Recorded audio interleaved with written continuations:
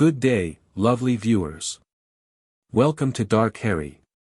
We have an exciting story lined up for you today. What if Harry refused Dumbledore and chose the Addams family over Hogwarts? Darkest decision. Your engagement means the world to us. Like, comment, and subscribe to help us grow and bring you more amazing content. Without wasting any time, let's start. Chapter 1, The Boy Who Defied Destiny. Harry Potter hated summer in Little Whinging. The scorching July heat turned Privet Drive into a perfectly manicured prison, with emerald lawns wilting under the sun and neighbors retreating behind closed doors and humming air conditioners. "Boy! Get in here this instant!" Uncle Vernon's voice shattered Harry's momentary peace as he sat in the shade of the backyard. Harry scrambled to his feet and raced inside, knowing that every second of delay would only make things worse. "Yes, Uncle Vernon." Harry entered the kitchen, where his massive uncle's face had already reached a dangerous shade of purple. "We're going to London tomorrow. Dudley needs new uniforms for smeltings." Vernon pointed a thick finger at Harry's chest. "You'll be staying with Mrs. Fig." Harry's heart sank. Another day with Mrs. Fig meant another day sorting through photographs of her cats while the house reeked of cabbage. "Actually," Aunt Petunia cut in from the doorway, her horse-like face pinched with annoyance, "Mrs. Fig can't take him. Broke her leg tripping over one of those wretched cats." Vernon's face darkened. "What about your friend? Yvonne?" "Vacationing in Majorca," Petunia sniffed. Harry felt a tiny spark of hope. Maybe they'd let him stay home alone. He'd never been allowed such freedom before, but, "He'll have to come with us," Vernon growled, glaring at Harry as though he'd orchestrated this inconvenience personally. Dudley immediately began wailing. "I don't want him to come. He always ruins everything." Harry stood silent, knowing from experience that any suggestion or comment would only make things worse. Inside, though, a small thrill ran through him. London. He'd never been to the city before. "We'll take him," Vernon finally decided, "but I'm warning you, boy, any funny business, anything at all, and you'll be locked in your cupboard until Christmas." "I won't do anything," Harry promised, working to keep his expression neutral despite his excitement. That night, Harry lay awake in his cupboard under the stairs, wondering what London would be like. Strange things often happened around Harry, hair growing back overnight after a terrible haircut, suddenly finding himself on the school roof while running from Dudley's gang, shrinking an ugly sweater Aunt Petunia tried forcing on him. The Dursleys punished him severely for these incidents, though Harry couldn't explain how they happened. Morning came with a flurry of activity. Dudley sulked and complained while Petunia fussed over him. Vernon repeatedly threatened Harry with bodily harm if he showed any signs of abnormality during their trip. The drive to London took nearly 2 hours, filled with Dudley's whining and Vernon's complaints about motorcycles, youth fashion, and the state of the economy. Harry pressed his forehead against the window, watching the suburbs give way to increasingly dense urban streets. London was overwhelming, towering buildings, crowds of people, noise and movement everywhere. Harry felt simultaneously intimidated and exhilarated. "Now listen here," Uncle Vernon growled as they parked near a department store. "We're going to get Dudley's things. You will follow behind, keep quiet, and touch nothing. Understood?" "Yes, Uncle Vernon." The department store was massive, with gleaming floors and racks of expensive clothing. Dudley immediately began demanding items beyond his school uniform needs while Petunia cooed and agreed to everything. Vernon trailed behind them with his wallet, occasionally shooting suspicious glances back at Harry. Harry followed dutifully, until a commotion near the entrance caught his attention. A peculiar family was causing quite a stir as they entered the store. They moved as a unit, dressed entirely in black despite the summer heat. The father wore a pinstriped suit and sported a thin mustache. He held the arm of a tall, graceful woman with skin so pale it seemed almost blue-white. Her black dress hugged her figure and extended to the floor. Behind them trailed 2 children, a round, moon-faced boy who looked about Harry's age and a girl with jet-black braids and a deeply serious expression. A giant of a man lumbered after them, along with a bald, wild-eyed fellow who seemed to be generating his own personal lightning storm. Shoppers instinctively gave this strange group a wide berth. Store employees approached cautiously, clearly unsure how to handle such unusual customers. Harry watched, fascinated, as the father twirled his mustache and loudly declared, "Marvelous place. So bright. So cheerful. So utterly depressing." The pale woman beside him nodded. "Indeed, my love." All this emphasis on summer fashion, as though sunlight were something to celebrate rather than avoid. Harry couldn't help but grin. The family seemed to revel in their oddity rather than hide it. The girl suddenly turned, as though sensing Harry's attention. Her dark eyes locked onto him with an intensity that made him step back. She tugged on her mother's sleeve and whispered something, pointing directly at Harry. The entire family turned to stare at him. Harry quickly looked away and realized with a jolt that he'd lost sight of the Dursleys. Panic surged through him. If Uncle Vernon discovered he'd wandered off. He darted through clothing racks, scanning frantically for his relatives, when a hand grasped his shoulder. Harry jumped and spun around. The father of the strange family stood there, grinning wildly. "Young man. A moment of your time." "I'm sorry, I need to find my aunt and uncle," Harry stammered. "Those dreadful people you were following." The pale woman appeared beside her husband. The walrus man, the horse-faced woman, and the beach ball boy. Harry blinked in surprise at the accurate descriptions. "You've seen them?" "Third floor, children's department," she said. "They haven't noticed your absence." "How perfectly negligent." "I'm Gomez Addams." The man thrust out his hand. "And this vision of darkness is my wife, Morticia." "Harry Potter," Harry replied automatically, shaking the man's hand and finding his grip enthusiastic to the point of pain. The couple exchanged a significant look at his name. "Potter?" Morticia tilted her head. "How fascinating. Do you have a lightning-shaped scar, by chance?" Gomez asked, peering at Harry's forehead. Startled, Harry pushed his bangs aside, revealing the scar he'd had for as long as he could remember. "How did you know?" "The boy who lived," Morticia murmured. "Here, in a London department store. Fate works in deliciously twisted ways." Harry stared at them, confusion mounting. "The boy who, what? Do you know me?" "Know you?" "My dear boy, your story is legendary." Gomez clapped him on the shoulder. "Though I must say, these people you're with, they're not magical folk, are they?" "Magical?" Harry felt a strange flutter in his chest. "I don't understand." The serious-looking girl had appeared at her mother's side. "He doesn't know," she stated flatly. "Look at his clothes. Look at his glasses. They've kept him ignorant." "Wednesday, darling, don't be rude," Morticia chided, though she was studying Harry with new interest. "Though you're quite right. I should really go," Harry said nervously.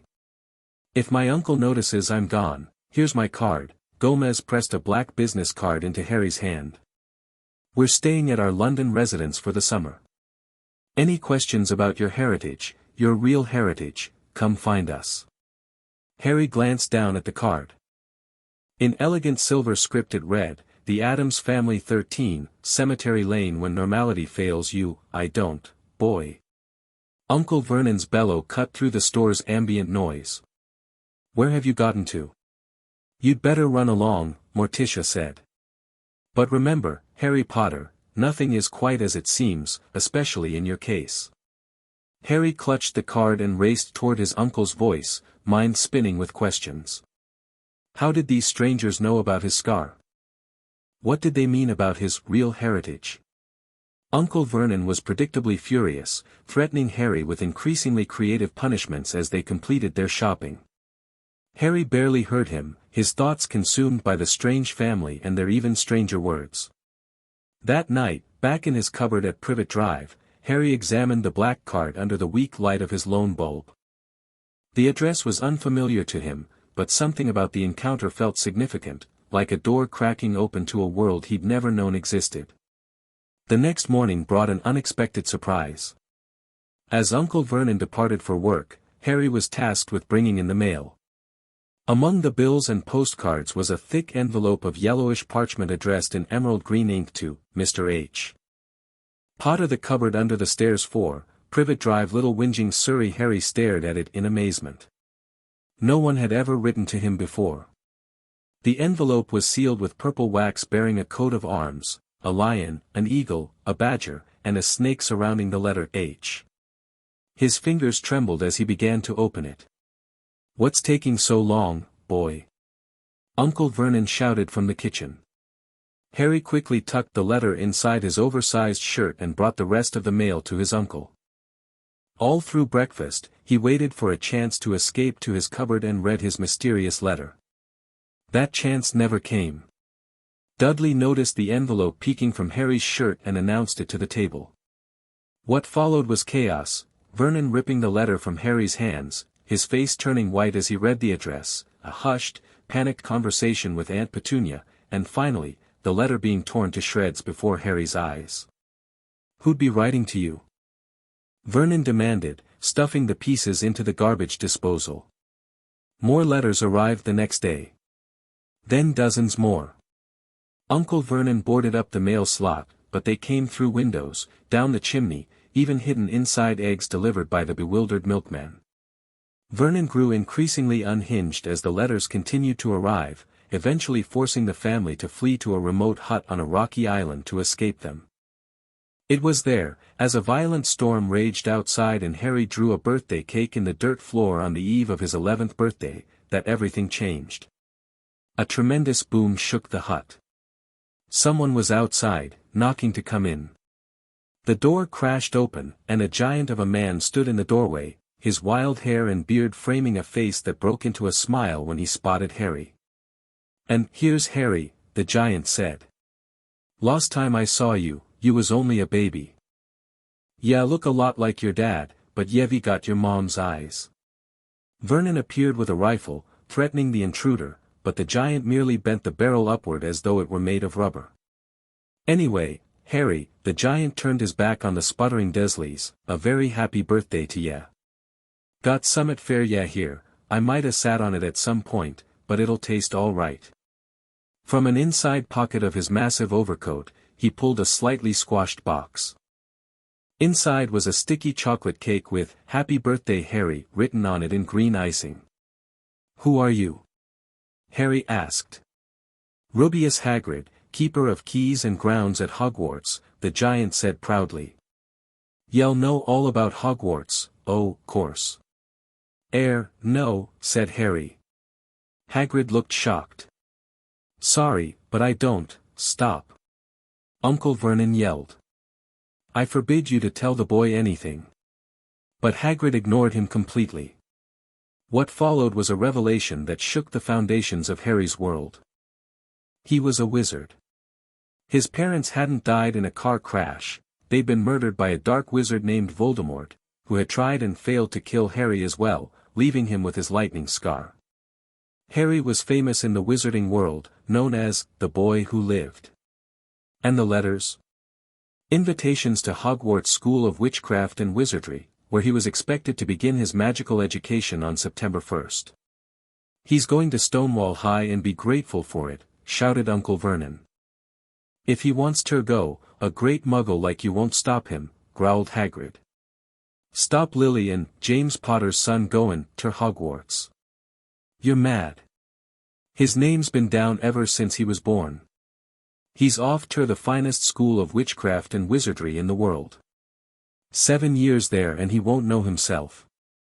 He'll be with youngsters of his own sort, fair a change, and he'll be under the greatest headmaster Hogwarts ever had, Albus Dumbledore. I am not paying for some crackpot old fool to teach him magic tricks," yelled Uncle Vernon. That was the final straw for Hagrid, who whipped out a pink umbrella and pointed it at Dudley. A flash of violet light, a sound like a firecracker, and Dudley was dancing on the spot with his hands clasped over his fat bottom, howling in pain. When he turned around, Harry saw a curly pig's tail poking through a hole in his trousers. In the chaos that followed, Harry learned more about the wizarding world, his parents, and the plan for Hagrid to take him to London the next day to purchase his school supplies. Harry fell asleep that night with his head spinning, barely able to believe that by this time tomorrow, he'd be free of the Dursleys and on his way to learning magic. Morning arrived with clearing skies. Hagrid and Harry set off across the sea in the boat Vernon had hired, which Hagrid propelled with a tap of his umbrella, more illegal magic, he admitted sheepishly. As they approached London, Harry finally remembered the strange family he'd encountered in the department store. "Hagrid," he ventured, "do you know a family called the Addams?" Hagrid nearly capsized their boat with his sudden movement. "Where'd ya hear that name?" "I met them in London. They seemed to know who I was, knew about my scar before I showed them." Hagrid's beetle-black eyes narrowed. "The Addams family ain't exactly, well, they ain't what yet call normal wizardin' folk." "What are they, then?" "Ancient family. Powerful. Don't much hold with wizard law or the ministry. Got their own ways of doin' things." Hagrid looked uncomfortable. "Best ter stay clear of them, Harry. Not dark wizards exactly, but different. Dumbledore wouldn't approve of ye mix-in with that sort." Harry fingered the black card in his pocket, which he'd managed to keep hidden from the Dursleys. "They gave me their address. Said I could visit if I had questions about my heritage." "Ye'll be learnin' all about your heritage at Hogwarts," Hagrid said firmly. "That's what Dumbledore wants, and there's no finer wizard than Albus Dumbledore." They reached London and made their way to a grubby-looking pub called the Leaky Cauldron. The moment Harry entered with Hagrid, conversation stopped and everyone turned to stare. "Good Lord," whispered the bartender. Can this be?" The Leaky Cauldron had gone completely still and silent. "Bless my soul," the old bartender whispered, "Harry Potter, what an honor." He hurried out from behind the bar and seized Harry's hand, tears in his eyes. "Welcome back, Mr. Potter, welcome back." Harry didn't know what to say. Everyone was staring at him, and then there was a great scraping of chairs as people rushed to shake his hand, introducing themselves, touching him as though he were some religious relic.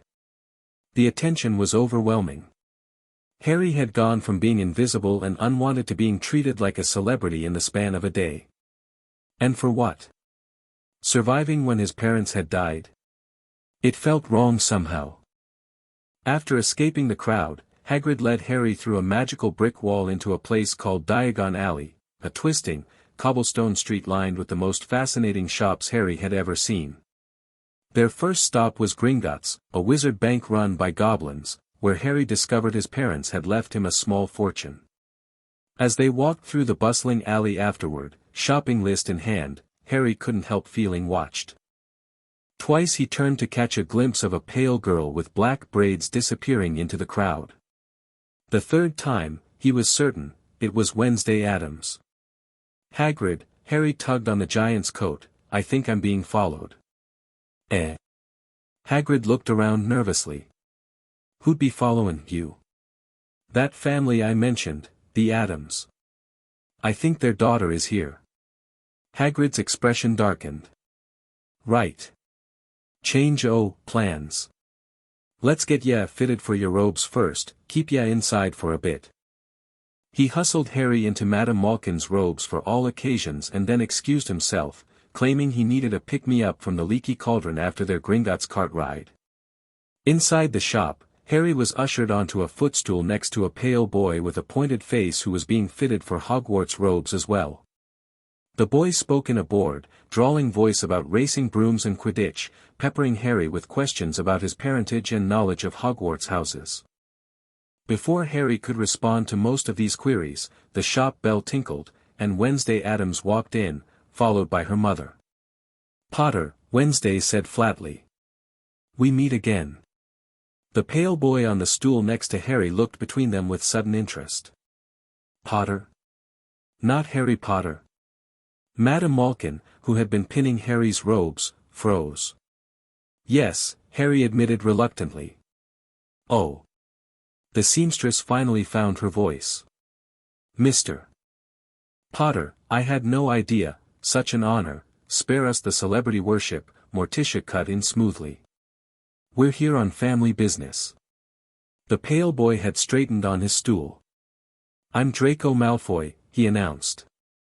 My father would be very interested to meet you, Potter. Harry already has plans, Wednesday stated.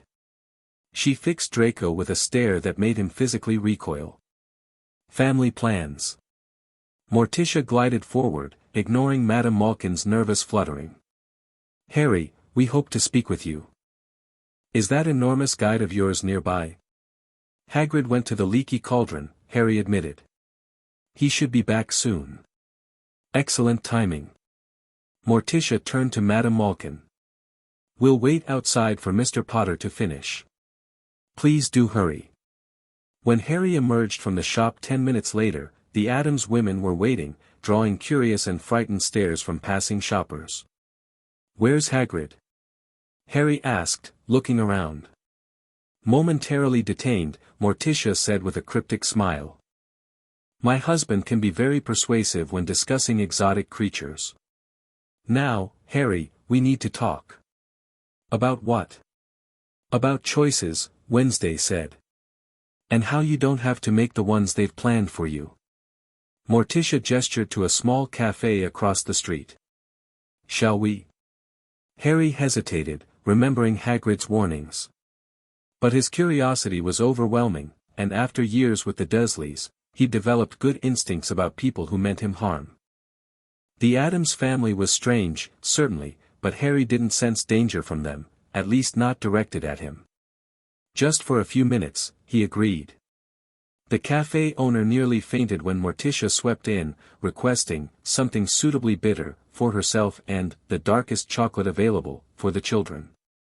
Harry found himself seated across from Wednesday while Morticia watched them with evident amusement. You're confused, Wednesday said. It wasn't a question. Harry nodded. Yesterday I learned I'm a wizard. Today everyone's treating me like I'm famous. And now you're talking about choices. What choices? The wizarding world has plans for you, Harry Potter, Morticia said quietly. Plans laid by powerful men like Albus Dumbledore, who left you with those dreadful muggles for reasons of his own. You know Dumbledore? We know of him, Morticia corrected. Just as he knows of us. The Addams family practices magic. Differently than the traditions taught at Hogwarts. Family magic, Wednesday added. Older than wands. More powerful than textbooks. Harry frowned. But Hagrid said Hogwarts is the best wizarding school in the world. From his perspective, certainly, Morticia nodded. But consider this, Harry, why did no one from the wizarding world check on you for 10 years? Why were you left with muggles who despise magic? Why did Dumbledore send his gamekeeper rather than come himself to explain your heritage? These questions had been nagging at Harry as well. Why had he been abandoned to the Dursleys' cruelty if he was so important to the wizarding world? I don't know, he admitted. And now they expect you to step into a role they've created, Wednesday said. The boy who lived. Their savior. Their celebrity. We're offering an alternative, Morticia leaned forward. Come stay with our family for the remainder of summer. Learn about your magical heritage from those who have no agenda for you. Make an informed choice about your future. Harry blinked. You want me to live with you? We have a room prepared, Morticia nodded. Our London residence has been in the family for centuries. You'd have access to our library, our family grimoires, our unique collection of magical artifacts. But what about Hogwarts? My school supplies, a traditional education isn't the only path to magical mastery, Morticia said. The choice is yours, Harry. But wouldn't you like to know all your options before committing to the future others have designed for you? The cafe door burst open, and Hagrid appeared, looking flustered. Behind him stood Gomez Addams, grinning widely. Fascinating man. Gomez declared, slapping Hagrid's massive back. Knows more about chimeras than anyone I've met outside the Greek Isles. Harry. Hagrid hurried over. There ya are. Been lookin' all over. He shot a suspicious glance at Morticia and Wednesday. What's goin' on here? We were just discussing Harry's options. Morticia rose smoothly. Hagrid, I believe we've acquired most of Harry's school supplies already. Books, cauldron, ingredients, all taken care of. That's not, can't, Hagrid sputtered. But of course, Harry still needs his wand. Gomez stepped forward. Most important tool for a young wizard. Shall we proceed to Ollivander's together? Hagrid looked utterly bewildered by this turn of events. Dumbledore said I was to help Harry, and you've done admirably. Morticia placed a pale hand on Hagrid's arm. But surely Harry is entitled to spend time with those who knew his parents. Ya knew James and Lily? Hagrid's bushy eyebrows shot up. Not personally, Gomez admitted. But we were certainly aware of their situation. Dark wizards targeting young families. A subject close to our hearts. Harry looked between these strange adults, feeling a curious sense of power. For the first time in his life, people were competing for his attention, for his trust. The sensation was intoxicating after years of being unwanted. I'd like to get my wand, he decided. And then, maybe I could visit the Addams house. Just to see it. Hagrid looked deeply uncomfortable. Harry, I don't think Dumbledore would. It's just a visit, Harry said, surprising himself with his firmness. I've spent my whole life not knowing about magic. I want to learn as much as I can. The boy shows wisdom beyond his years. Gomez declared. To Ollivander's, then. The strange procession made its way down Diagon Alley, Hagrid towering above them all, looking worried, Gomez striding enthusiastically with Harry at his side, Morticia and Wednesday following with elegant grace. Shoppers stopped to stare, whispers following in their wake. Ollivander's proved to be a narrow, shabby shop with a display consisting of a single wand on a faded purple cushion. When they entered, a tiny silver bell rang somewhere in the depths of the shop. The space was tiny, and Harry felt strangely as though he'd entered a very strict library. Good afternoon, said a soft voice. Harry jumped, and Hagrid must have too, because there was a loud crunching noise as he quickly stood up from a spindly chair. An old man stood before them, his wide, pale eyes shining like moons through the gloom of the shop. Ah, Mr. Addams, the old man said, noticing Gomez. Ebony and dragon heartstring, 13 inches, rather temperamental if I recall. Still serving me well, Mr. Ollivander. Gomez patted his pocket. And Mrs. Addams, blackthorn and thestral tail hair, 12 1/4 inches. One of the few such cores I ever worked with. Morticia inclined her head gracefully. Ollivander turned his silvery gaze to Harry. Yes, yes. I thought I'd be seeing you soon. Harry Potter. You have your mother's eyes. It seems only yesterday she was in here herself, buying her first wand. 10 1/4 inches long, swishy, made of willow. Nice wand for charm work. Mr. Ollivander moved closer to Harry, those silvery eyes never blinking. Your father, on the other hand, favored a mahogany wand. 11 inches. Pliable. A little more power and excellent for transfiguration. Well, I say your father favored it, it's really the wand that chooses the wizard, of course. The wand seller had come so close that he and Harry were almost nose to nose. Harry could see himself reflected in those misty eyes. And that's where. Mr. Ollivander touched the lightning scar on Harry's forehead with a long, white finger. I'm sorry to say I sold the wand that did it, he said softly. 13 1/2 inches. You.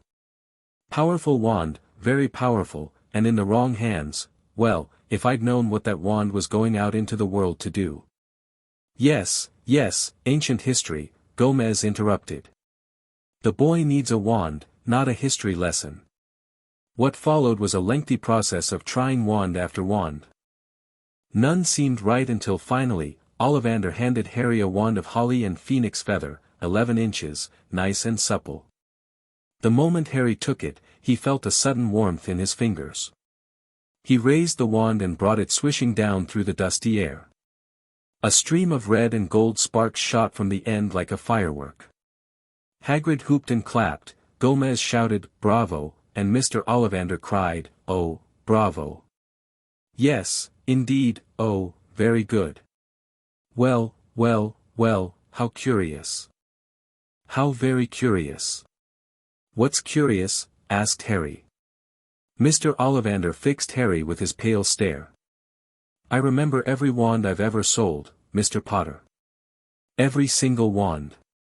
It so happens that the phoenix whose tail feather is in your wand, gave another feather, just one other. It is very curious indeed that you should be destined for this wand when its brother, why, its brother gave you that scar. Harry swallowed. Yes, 13.5 inches. You. Curious indeed how these things happen. The wand chooses the wizard, remember. I think we must expect great things from you, Mr. Potter. After all, he who must not be named did great things, terrible, yes, but great. Harry shivered. He wasn't sure he liked Mr. Ollivander too much. How fascinatingly macabre. Morticia exclaimed, looking at Harry with renewed interest. As they left the wand shop, Hagrid finally asserted himself. Harry needs to get back to the Dursleys now, he said firmly. Got his ticket for the Hogwarts Express right here, September 1st, King's Cross Station. I'll come collect you myself. Nonsense. Gomez declared. The boy's coming with us for tea, at least. We insist. Harry looked between them and made his decision. I'd like to see the Addams house, he said. Just for a little while. Hagrid looked pained. Harry, I promised Dumbledore, I'll be back at the Dursleys tonight, Harry assured him, though he wasn't entirely convinced of this himself. I just want to learn more about magic. Please, Hagrid. The giant man shifted uncomfortably. Well. I suppose a few hours couldn't hurt. But I'll be comin' to check on ya tonight, make sure you're safe and sound with them Dursleys. Splendid. Gomez clapped his hands together. Our carriage awaits. The carriage turned out to be an ancient, battered-looking vehicle that resembled a hearse more than a passenger car. It was drawn by a skeletal horse that Harry could have sworn had glowing red eyes. A thestral, Morticia explained, noticing Harry's stare. Most wizards can't see them unless they've witnessed death. But I can see it, Harry pointed out. The Addams family exchanged meaningful looks. Precisely, Wednesday said quietly. They bid farewell to a very concerned-looking Hagrid and climbed into the carriage. The interior was larger than seemed physically possible, upholstered in black velvet with silver fixtures shaped like various predatory animals. As they rattled through London streets, Harry realized the muggles around them didn't seem to notice the unusual vehicle or its skeletal steed. Are we invisible to them? Not invisible, Gomez explained. They see what they expect to see, a tasteful black limousine. Simple perceptual charm. Works on most wizards too, actually. Most magical folk are embarrassingly unobservant, Wednesday added. The carriage turned into an area of London that seemed increasingly ancient and decrepit. They passed through a wrought iron gate that Harry could have sworn wasn't there until the carriage approached it, and suddenly they were rumbling up a long, winding drive toward a mansion that defied architectural logic. The Addams London residence appeared to be several centuries old, with Gothic towers, leaning chimneys, and windows that seemed to watch their approach. The grounds surrounding it were a riot of overgrown plants with vicious-looking thorns and flowers in colors Harry had never seen in nature.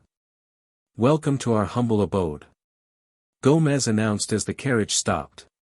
The front door swung open before anyone could touch it, revealing the hulking manservant Harry had glimpsed in the department store. Lurch. Old man. Look who we've brought home. Gomez clapped the giant on his arm. Harry Potter himself. Lurch emitted a low, rumbling groan that somehow conveyed both welcome and warning. Lurch will take your packages to the guest room, Morticia said smoothly. Wednesday, why don't you show Harry around while your father and I prepare tea? Harry found himself alone with the solemn-faced girl, who regarded him with penetrating dark eyes. You have questions, she stated. Harry nodded. About 100. Follow me. Wednesday led him through the mansion, which was a wonderland of magical oddities. Portraits whose subjects moved and spoke, like in the wizarding shops, but these portraits seemed more, aware somehow, suits of armor that saluted as they passed, display cases containing artifacts labeled in languages Harry couldn't identify. This place is amazing, Harry breathed. It's home, Wednesday shrugged. Our main estate in America is larger, but this has been in the family since the plague years. Mother finds it comfortingly dismal. They entered a vast library with books stacked to the ceiling and floating staircases that moved to access different shelves. In the center of the room sat a round table with a crystal ball and several ancient-looking tomes. My great-aunt Ophelia prepared this for you, Wednesday gestured to the table. She had a vision of your arrival. A vision? Like seeing the future. The sight runs in our family. Not all of us have it, but great-aunt Ophelia sees more than most. Harry approached the table cautiously. The crystal ball clouded as he neared it, swirling with dark mist.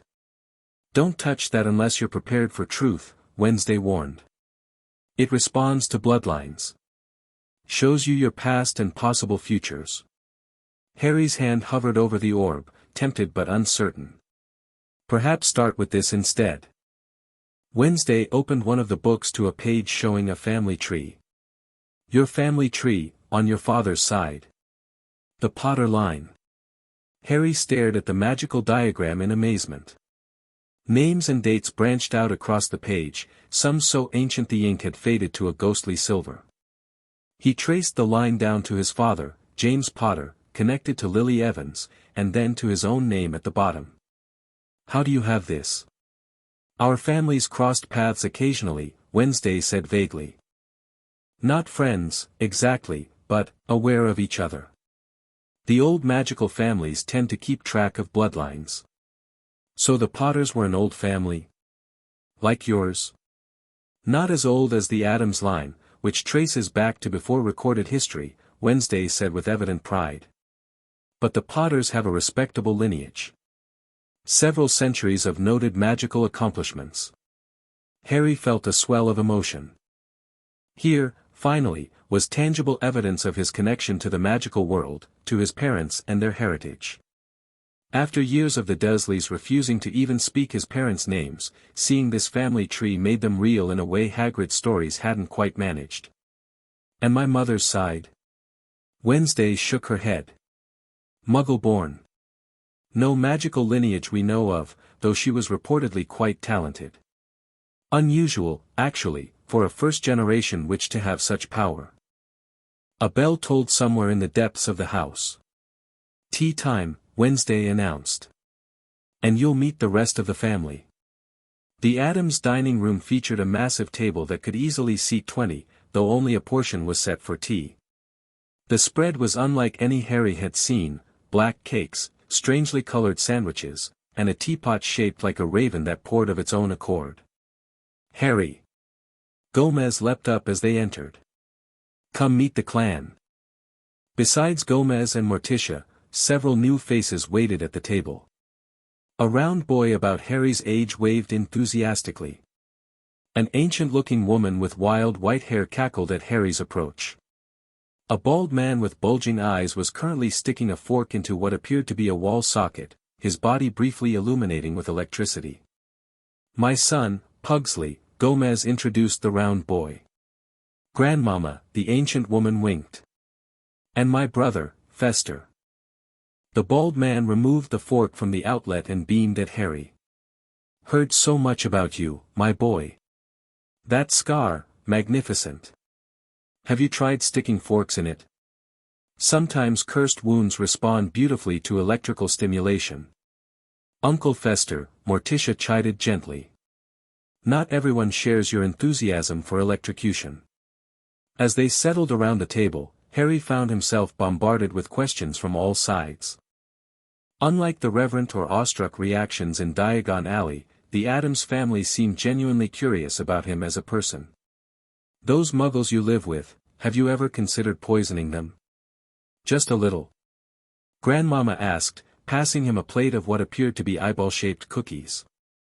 Grandmama specializes in potions, Morticia explained. Both medicinal and, otherwise. I've never thought about poisoning them, no, Harry admitted, carefully setting aside the eyeball cookie. Pity.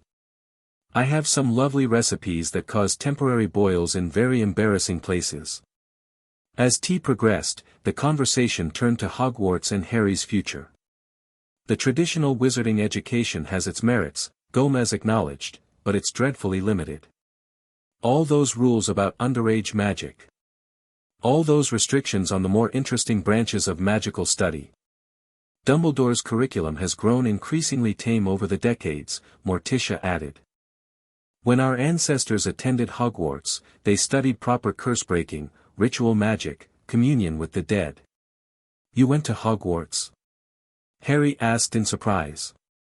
Not us personally, Morticia clarified.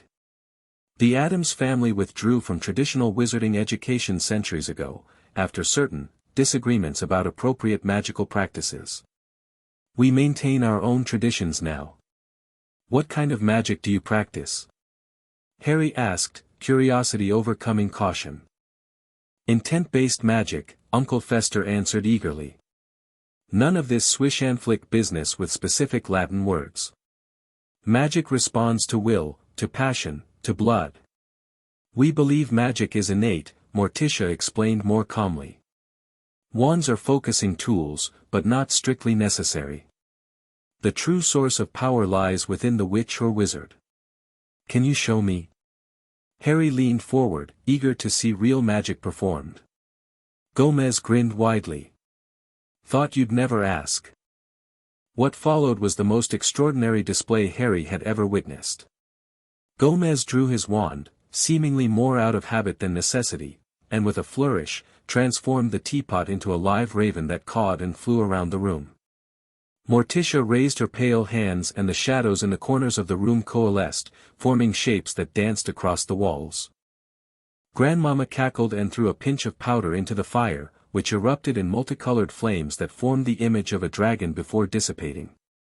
Uncle Fester's contribution was the most dramatic.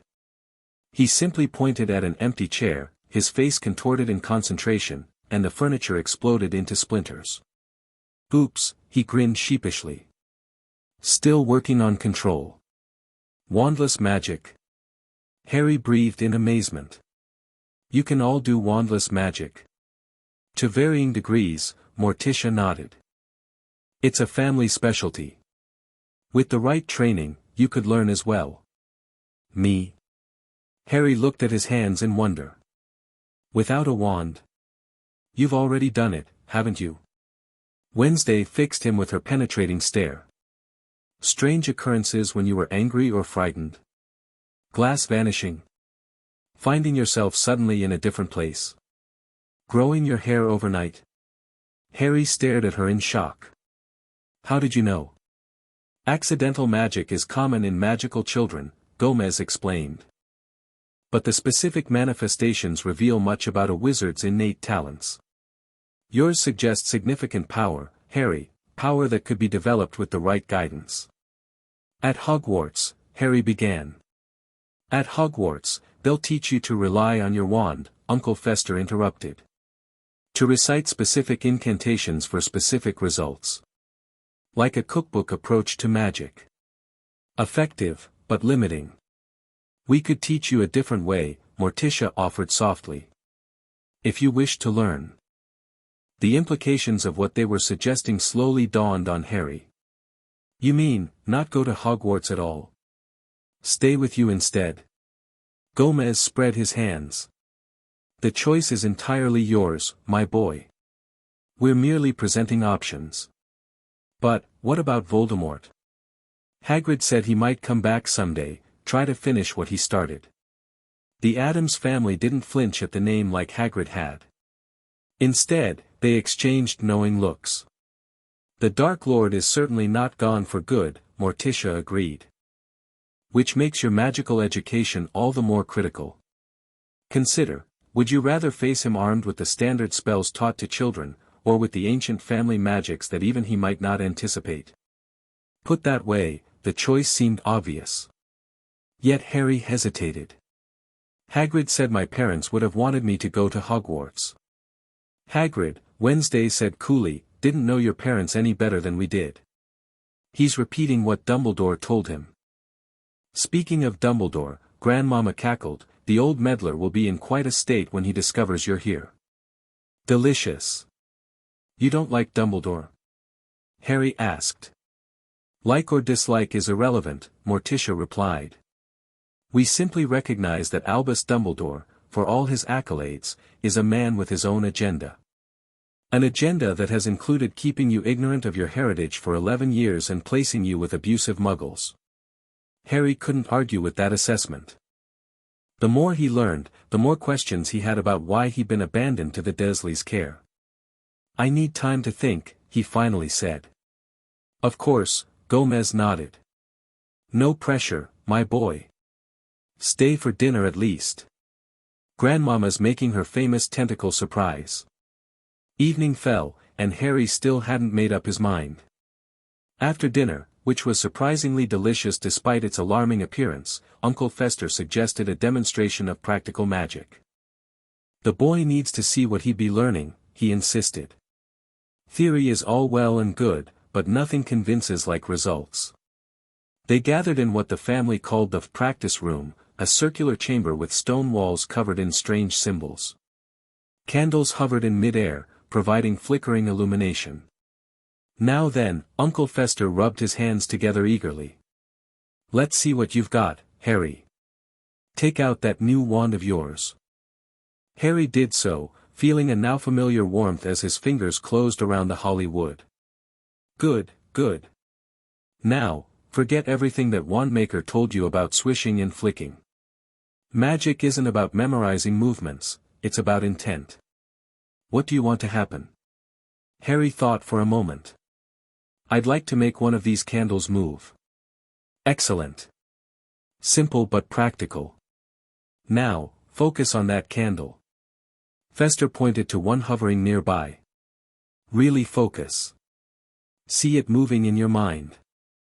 Feel the desire to make it move. Harry concentrated on the candle, trying to visualize it floating toward him. Now point your wand and will it to happen, Fester instructed. Don't worry about words. Just pure intent. Harry extended his wand, focusing with all his might on the candle. For a moment, nothing happened. Then, to his astonishment, the candle wobbled and drifted a few inches in his direction. He did it! Pugsley exclaimed. On the first try. Natural talent, Grandmama nodded approvingly. The boy has the gift. Harry stared in amazement at what he'd accomplished without any spell or incantation. That was easier than I expected. Magic responds to those with innate power, Morticia explained. Your core is strong, Harry. With practice, you could accomplish far more complex feats. Try again, Wednesday encouraged. This time, try to change the flame's color. Harry focused on the same candle, this time imagining its orange flame turning blue. He pointed his wand, concentrating on the transformation. The flame flickered, wavered, and then shifted to a deep, cobalt blue. Magnificent! Gomez clapped Harry on the shoulder. The boy's a natural, Tish. Just like I said. At Hogwarts, Morticia noted, you would spend weeks learning specific charms for these effects. Here, you've accomplished them in minutes through pure will. Harry lowered his wand, feeling a heady mix of power and possibility. Could I learn to do this without the wand too? In time, Uncle Fester nodded. The wand helps focus your intent at first, but eventually, you won't need it. To demonstrate, Fester pointed at another candle and squinted in concentration. The candle's flame extinguished, then reignited with a small explosion that sent wax splattering across the ceiling. Still refining my technique, he grinned. As the evening wore on, Harry tried increasingly complex magical feats under the family's guidance. He levitated small objects, changed their colors, and even managed to transfigure a quill into a feathered serpent, though it turned back after a few seconds. "You've accomplished more in one evening than most first-years manage in a term at Hogwarts," Morticia observed as they concluded the impromptu lesson. Harry felt exhausted but exhilarated. The magic he'd performed felt natural, intuitive, as though he was simply accessing something that had always been part of him. "It's getting late," Gomez noted, checking a pocket watch that appeared to be counting backward. "Hagrid will be expecting Harry back at those dreadful Muggles' house. Unless..." The question hung in the air, unspoken but clear.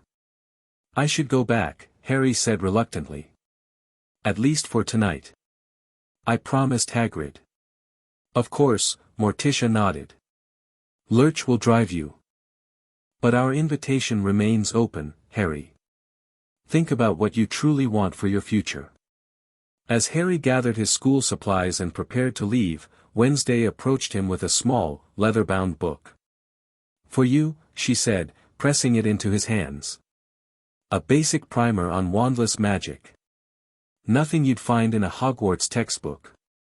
"Thank you," Harry tucked the book into his pocket, touched by the gesture. "You belong with us," Wednesday stated matter-of-factly. "You know that, don't you?" Before Harry could respond, she turned and walked away, her black braids swinging behind her. The journey back to Privet Drive was silent and thoughtful. Harry's mind raced with everything he'd learned and experienced.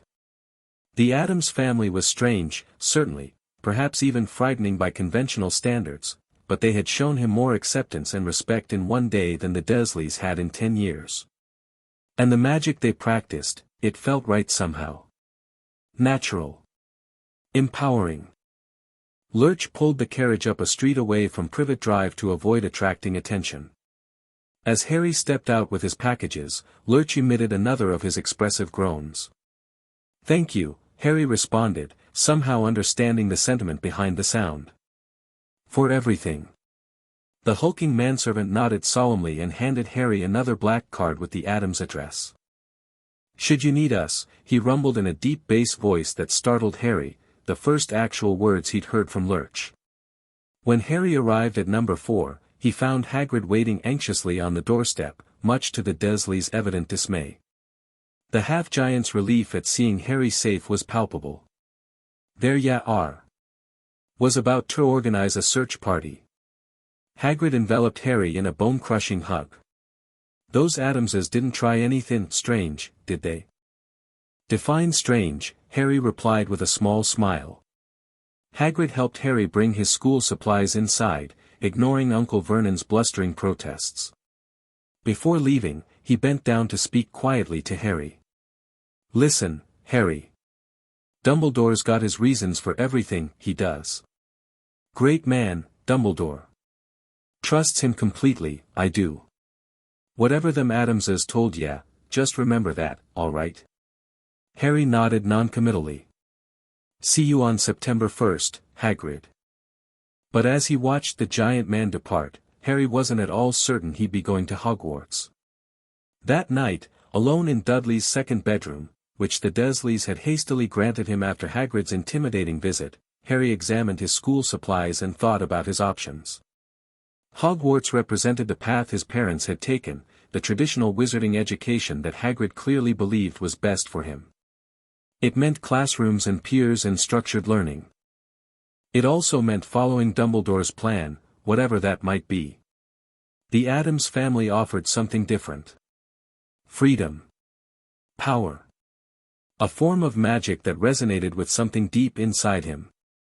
They'd shown him what he could accomplish in just one evening, without restrictive rules or endless theory. And they'd asked the questions he couldn't ignore: why had Dumbledore left him with the Dursleys? Why had no one from the wizarding world checked on him for 10 years? What agenda did the Hogwarts headmaster have for the boy who lived? Harry took out the small book Wednesday had given him and began to read by flashlight. The text described magic as an expression of will and emotion, raw power shaped by intent and desire. According to the book, wands were relatively recent inventions in magical history, designed to help wizards with weaker cores focus their magic more effectively. The truly powerful, it claimed, had no need for such crutches.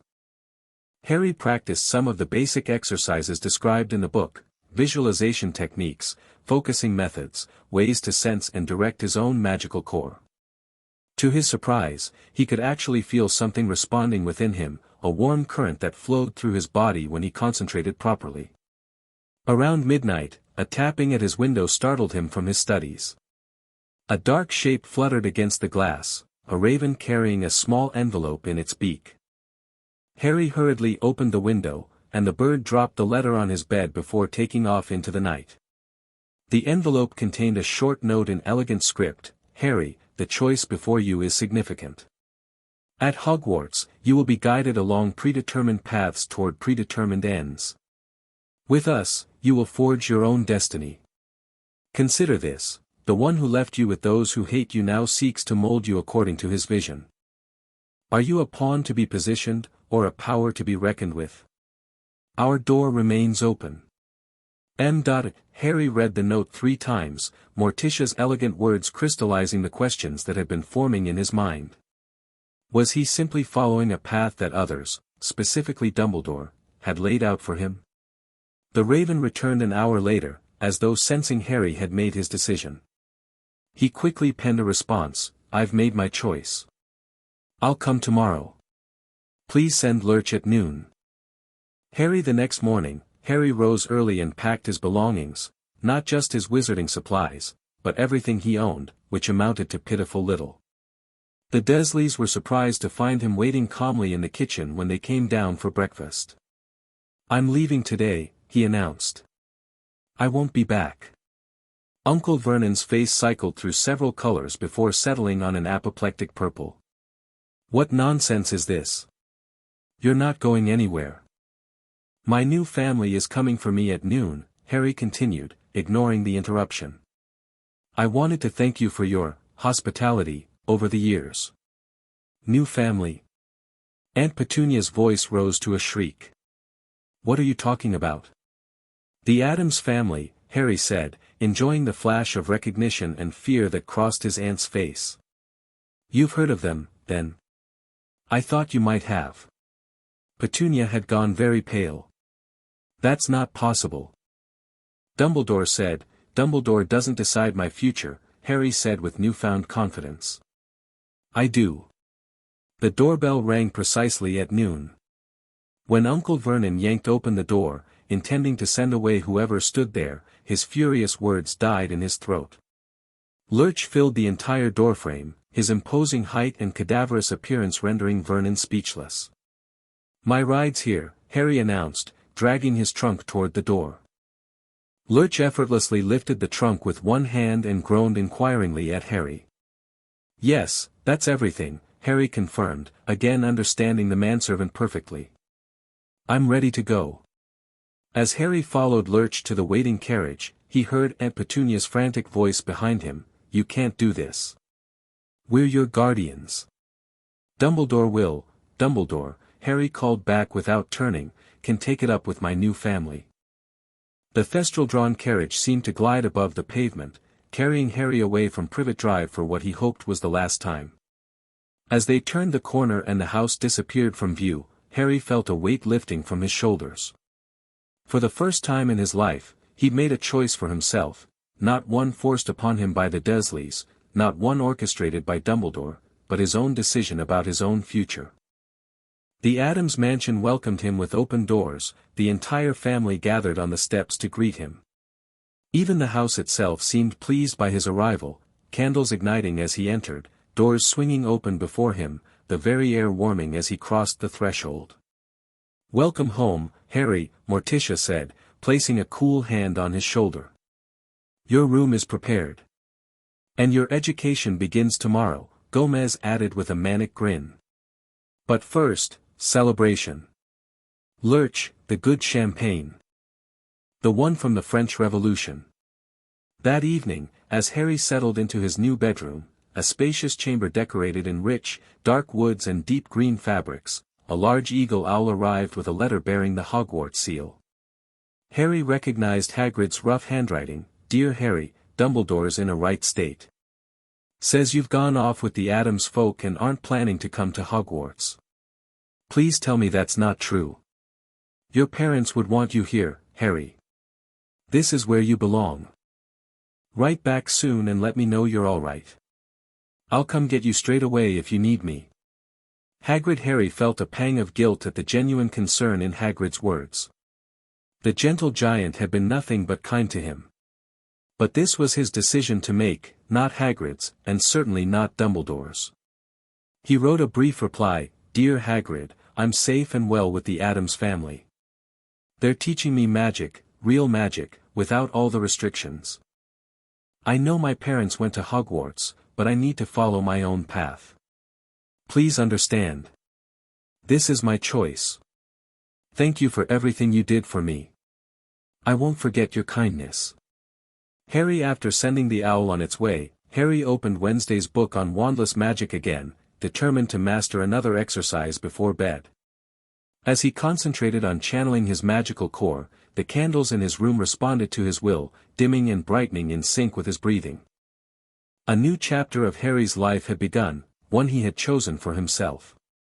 3 days later, another letter arrived, this one addressed in flowing purple script. "Dear Mr. Potter, I must express my grave concern regarding your current situation. While I respect that the Addams family has taken an interest in your welfare, there are matters of great importance that require your presence at Hogwarts School of Witchcraft and Wizardry. The protections I established at your aunt and uncle's home were essential to your safety. Furthermore, your magical education should be guided by trained professionals in a structured environment. I would like to visit you at your earliest convenience to discuss these matters in person. The path you are choosing may seem appealing, but it carries dangers of which you are not yet aware. Please respond with a suitable time for our meeting. Yours sincerely, Albus Dumbledore, Headmaster, Hogwarts School of Witchcraft and Wizardry." Harry showed the letter to Gomez and Morticia over breakfast. "The old meddler wastes no time," Gomez noted, buttering what appeared to be a slice of black toast. "Shall we invite him for tea? Could be entertaining." "I think I should meet with him," Harry decided. "I want to hear what he has to say." "A wise decision," Morticia nodded approvingly. "Always know your adversaries." Harry hadn't quite thought of Dumbledore as an adversary, but the headmaster's letter did carry an unmistakable air of authority and control, the kind Harry had decided to reject. He penned a response inviting Dumbledore to visit the following afternoon, and gave it to the waiting phoenix that had mysteriously appeared on the mansion's balcony. The next day, precisely at 3 o'clock, the mansion's doorbell rang. The chime echoed through the house like a funeral toll. "Punctual," Morticia observed. "A quality I appreciate, even in opponents." Lurch opened the door to reveal Albus Dumbledore in flowing purple robes, his long white beard and hair catching the afternoon light. Despite his advanced age, power seemed to radiate from him, a different sort of power than the Addams family possessed, more controlled but no less impressive. "Ah, Mr. Addams, Mrs. Addams," Dumbledore nodded politely as he entered. "It has been quite some time." And Harry, his bright blue eyes found Harry standing beside Wednesday. "I am pleased to see you looking well, Dumbledore." Gomez strode forward, hand extended. "Welcome to our humble abode. Care for a cigar?" "No, thank you," Dumbledore declined with a small smile. "I find they disagree with my familiar." As if on cue, a flash of fire appeared, and a magnificent phoenix materialized on Dumbledore's shoulder. "Fawkes," the headmaster introduced his companion. "An old and dear friend." "Extraordinary creature," Morticia admired the bird.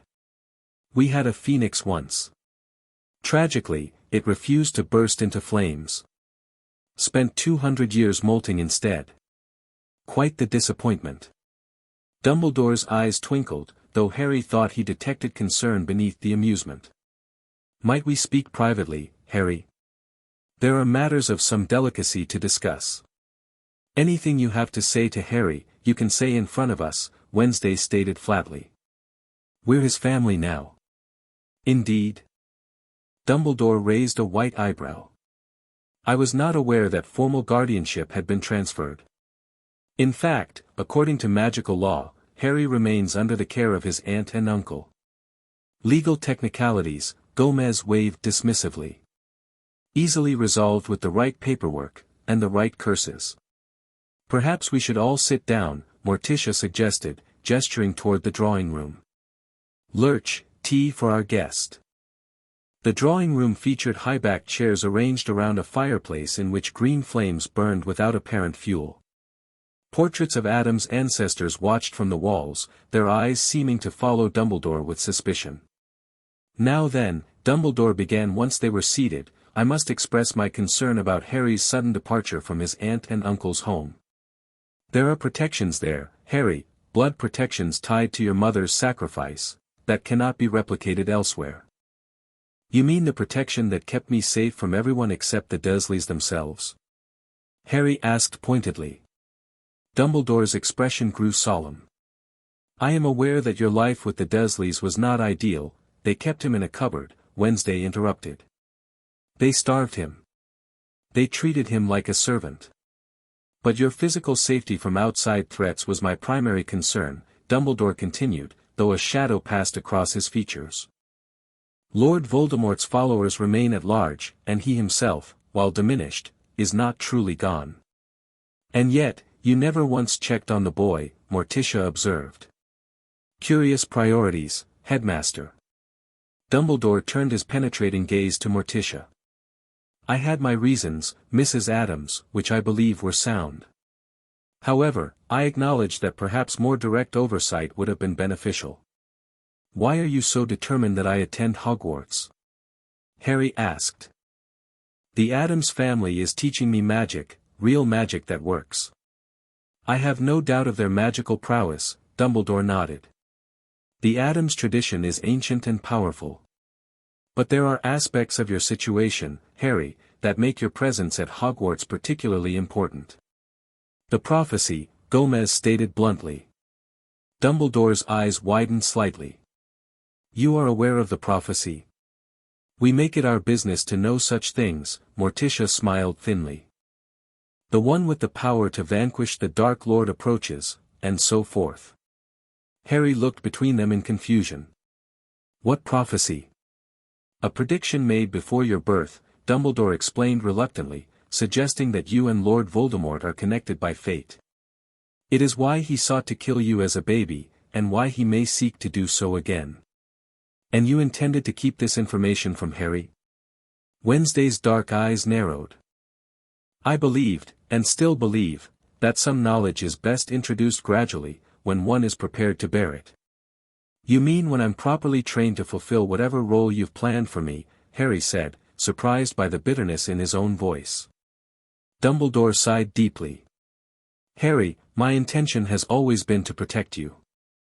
The path I envisioned would prepare you gradually, allow you a childhood before, a childhood?" Harry laughed incredulously. "With the Dursleys?" "I admit I may have miscalculated the extent of their resentment," Dumbledore conceded. "But the blood protection was real and necessary." "Blood magic?" Gomez perked up. "Now you're speaking our language." "A simple protection we could easily replicate here," Grandmama chimed in from the doorway, where she'd been listening. "Blood of his blood, willingly given, much stronger than forced cohabitation with reluctant relatives." Dumbledore's expression grew concerned.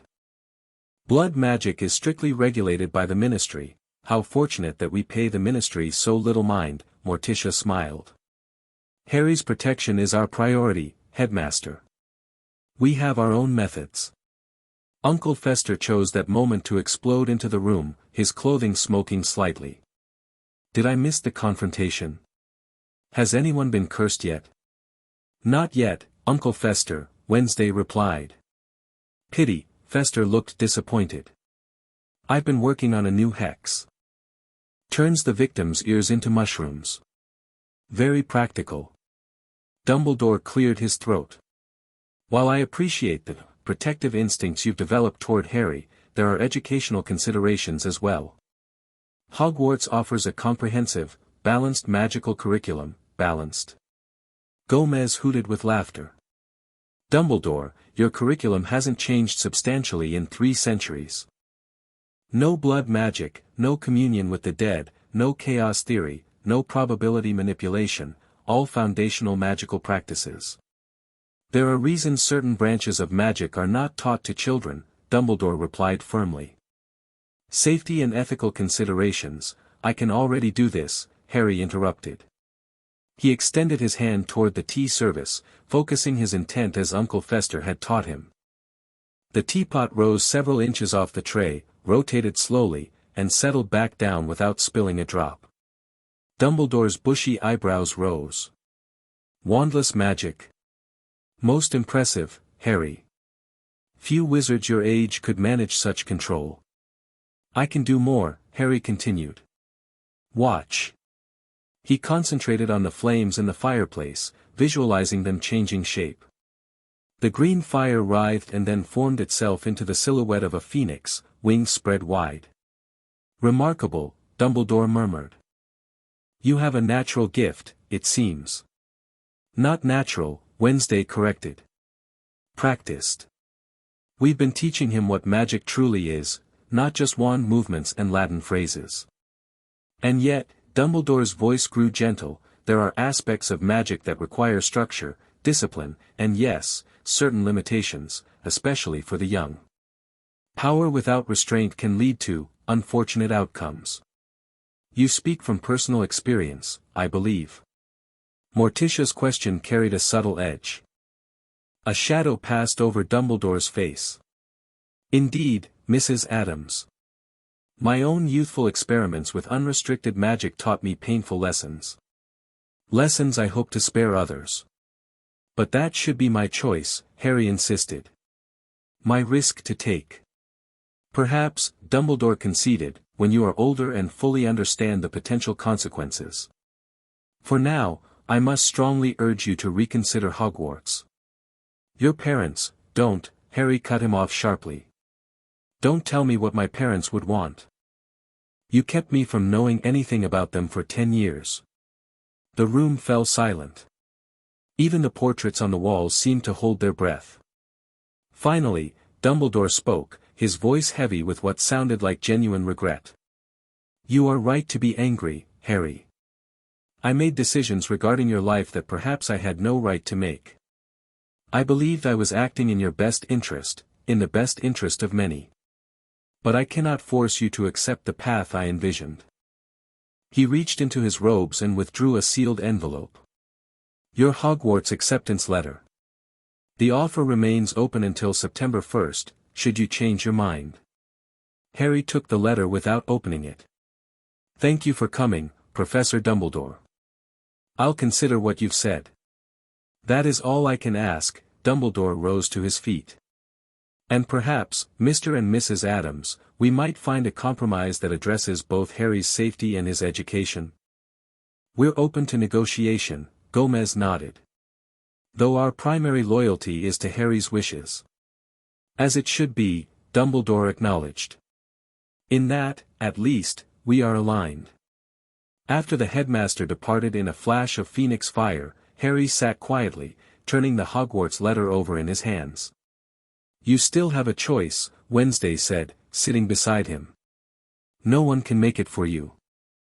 Harry looked around at the Addams family, strange and macabre, yet more accepting and honest than any adults he'd previously known. In just a week, they'd taught him more about magic than he'd imagined possible. They'd treated him as a person with agency, not a pawn to be positioned for someone else's game. And they'd given him something he'd never had before, the power to decide his own future. Harry placed the Hogwarts letter on the table and met Wednesday's dark eyes with newfound determination. I've already made my choice. The days that followed were filled with intensive magical training. Each member of the Addams family contributed to Harry's education in their own unique way. Uncle Fester focused on elemental magic, teaching Harry to sense and manipulate fire, water, air, and earth through pure will. By the end of the first week, Harry could ignite candles with a glance and create small whirlwinds with a circular motion of his hand. Grandmama initiated him into the ancient art of potion making, though her methods bore little resemblance to the precise recipes in his Hogwarts textbook. "Intent matters more than ingredients," she cackled, showing him how to infuse brews with magical purpose through concentration and emotion. Morticia taught meditation techniques that allowed Harry to access and direct his magical core with increasing precision. Under her guidance, he learned to feel the currents of magic flowing through the world around him, through plants, animals, and the very air itself. Gomez, surprisingly, focused on magical theory and history, areas where his knowledge proved both vast and unorthodox. The ministry-approved version of magical history is sanitized propaganda, he declared, sharing ancient grimoires that told very different stories about the founding of Hogwarts and the establishment of wizard-muggle separation. Wednesday proved to be both Harry's fiercest competitor and most dedicated practice partner. Unlike the others, she was still developing her own magical skills, though her family's training gave her a significant head start over typical children her age. Together, they practiced dueling techniques that combined wandless casting with physical movement, a far cry from the formal, stationary dueling Harry had read about in wizarding books. Even Pugsley contributed, showing Harry how magical devices could be modified, combined, and repurposed to create entirely new effects. The boy had an unexpected genius for magical engineering, creating contraptions that defied conventional magical theory. August 31st arrived with startling swiftness.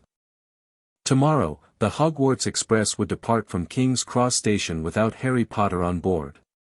The wizarding world would undoubtedly erupt with speculation and concern, but Harry found he cared less and less about their expectations. That evening, as he practiced transforming a teacup into a turtle under Wednesday's critical eye, a tapping came at the library window. A snowy white owl hovered outside, a letter clutched in her beak. Harry opened the window, allowing the beautiful bird to swoop in and land on the desk. "You're persistent," Harry told the owl as he took the letter. "Third message this week." The owl hooted indignantly. "I think she likes you," Wednesday observed. "She's been returning even when you don't send replies." Harry stroked the owl's feathers appreciatively. "She's beautiful. I wonder if she has an owner." "The letter might tell you," Wednesday pointed out dryly. Harry broke the seal and read, "Dear Harry, I hope this letter finds you well. Hagrid informed me of your decision not to attend Hogwarts this year, and while I respect your choice, I wanted to make one final appeal. Enclosed is a train ticket for the Hogwarts Express, which departs tomorrow at 11 a.m. from platform 9 3/4. Also enclosed is a photograph I thought might interest you. Whatever you decide, please know that Hogwarts will always be here to welcome you home. Albus Dumbledore." Harry examined the second item in the envelope, a magical photograph showing a young couple waving at the camera.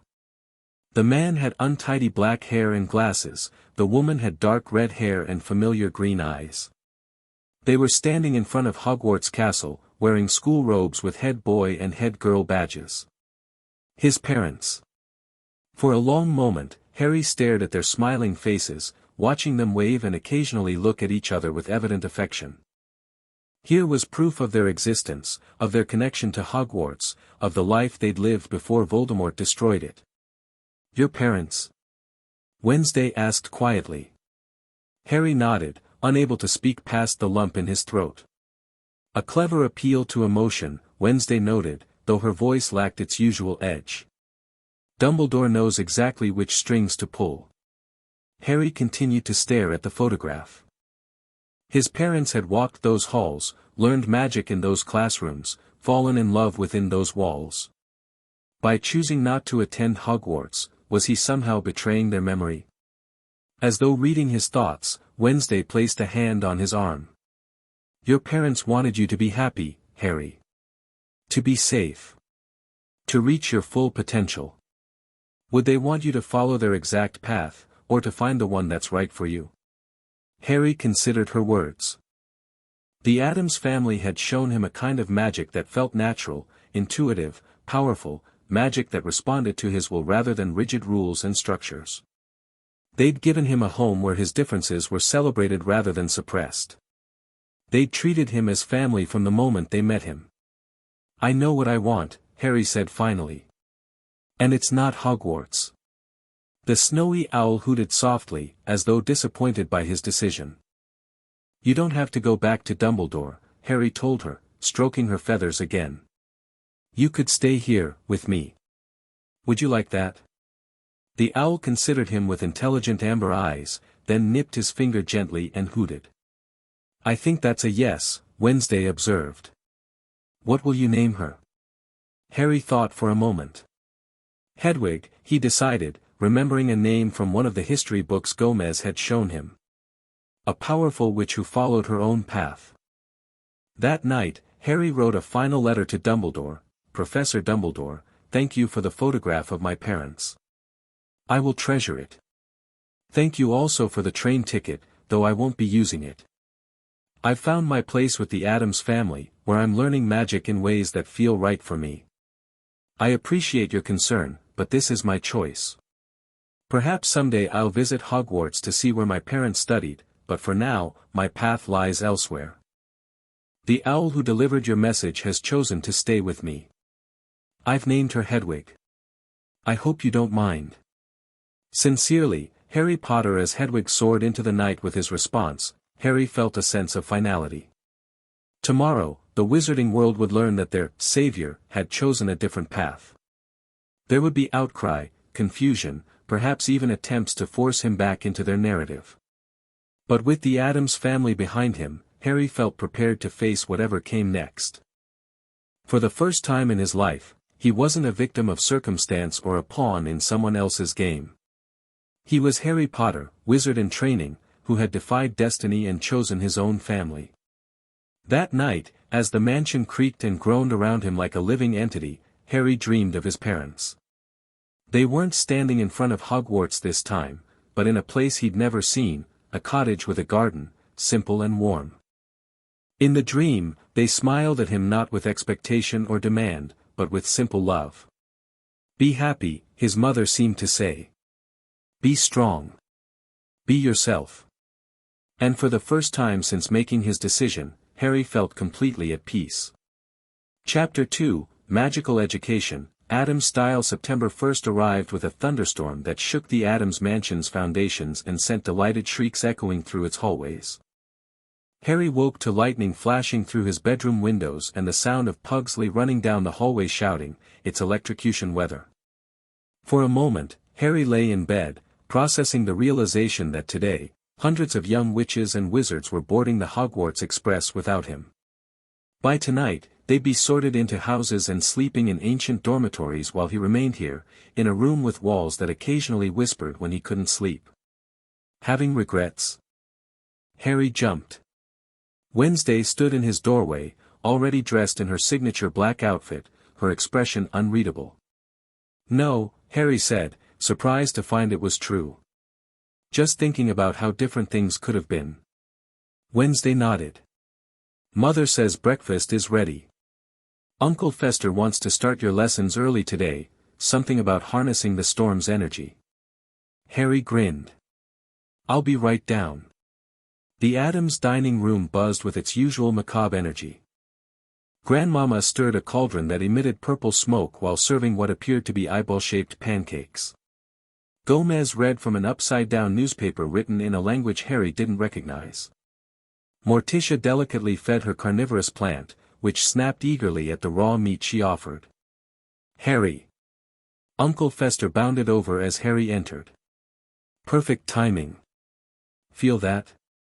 He gestured wildly at the storm outside.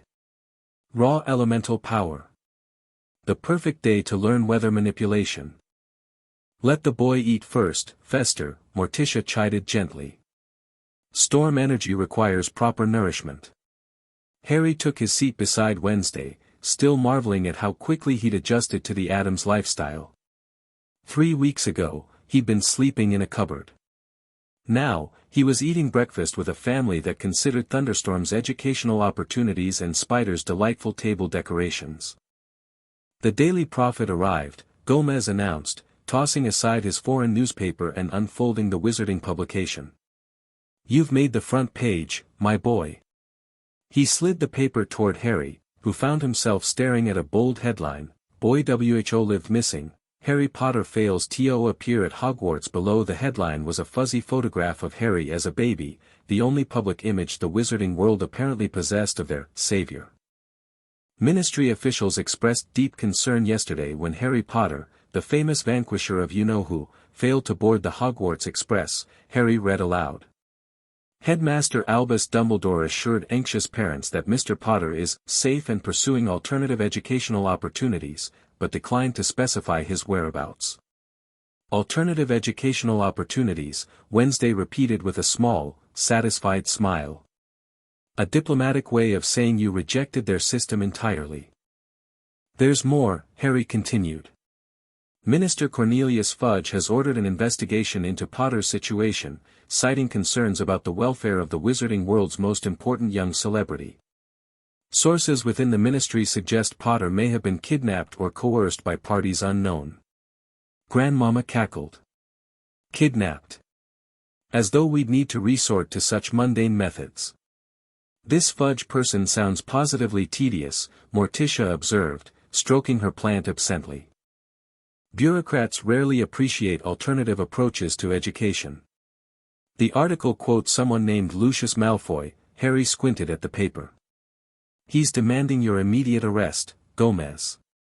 Gomez perked up. "Malfoy. Old Lucy. We crossed wands at a dueling competition years ago. He's still walking with that limp?"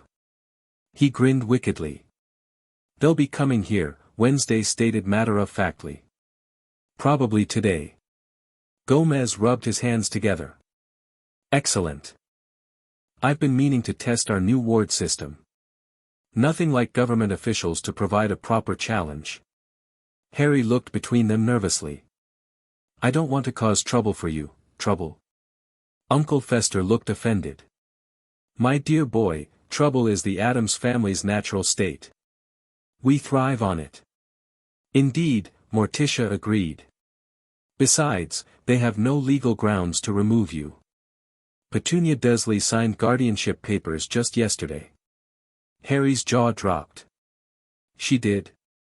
How?" Lurch can be very persuasive when delivering legal documents, Morticia smiled cryptically. "And your aunt seemed quite eager to formalize your departure from their home. Signed without even reading the fine print. The fine print being the blood oath binding her to silence about your whereabouts," Grandmama added cheerfully. "Clever addition on my part." Harry shook his head in amazement.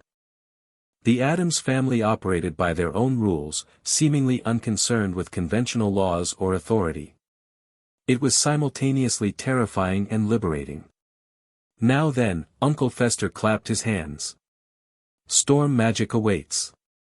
Finish your eyeballs, Harry." After breakfast, Fester led Harry to the mansion's highest tower, a circular room with windows facing in all directions and a domed glass ceiling that provided a perfect view of the raging storm. Lightning flashed overhead, illuminating strange devices arrayed around the room, copper rods, crystal spheres, and what appeared to be modified Muggle weather instruments. "The wizarding world has forgotten the power of natural forces," Fester explained, his eyes gleaming with excitement. "They control weather in small ways, rain-making spells, fog generation, that sort of thing. But true storm magic? That they consider too wild, too unpredictable for their precious control." Harry watched lightning fork across the sky. "You can control storms." "Control? No." Fester laughed. "You don't control a storm any more than you control a dragon. You communicate with it. You join with it. You become part of its wild nature." He lifted his arms as thunder shook the tower. "Feel the energy, Harry. It's all around us, waiting to be channeled." Harry closed his eyes, using the meditation techniques Morticia had taught him to sense the magical currents in the air. He'd been surprised by how quickly this skill had developed, the ability to feel magic around him like an invisible network of energy. Now, he extended his awareness outward, beyond the tower walls. The storm hit his senses like a tsunami. Raw power, chaotic and primal, swirled in patterns both beautiful and terrifying. Harry gasped, nearly overwhelmed by the sensation. "You feel it?" Fester exclaimed. "Good. Now, extend your hand toward the window, palm out, fingers spread. That's it. Now, don't try to control the lightning. Invite it."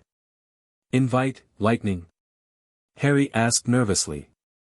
"Think of yourself as a conductor, both the musical kind and the electrical kind. You're creating a path for the energy to follow."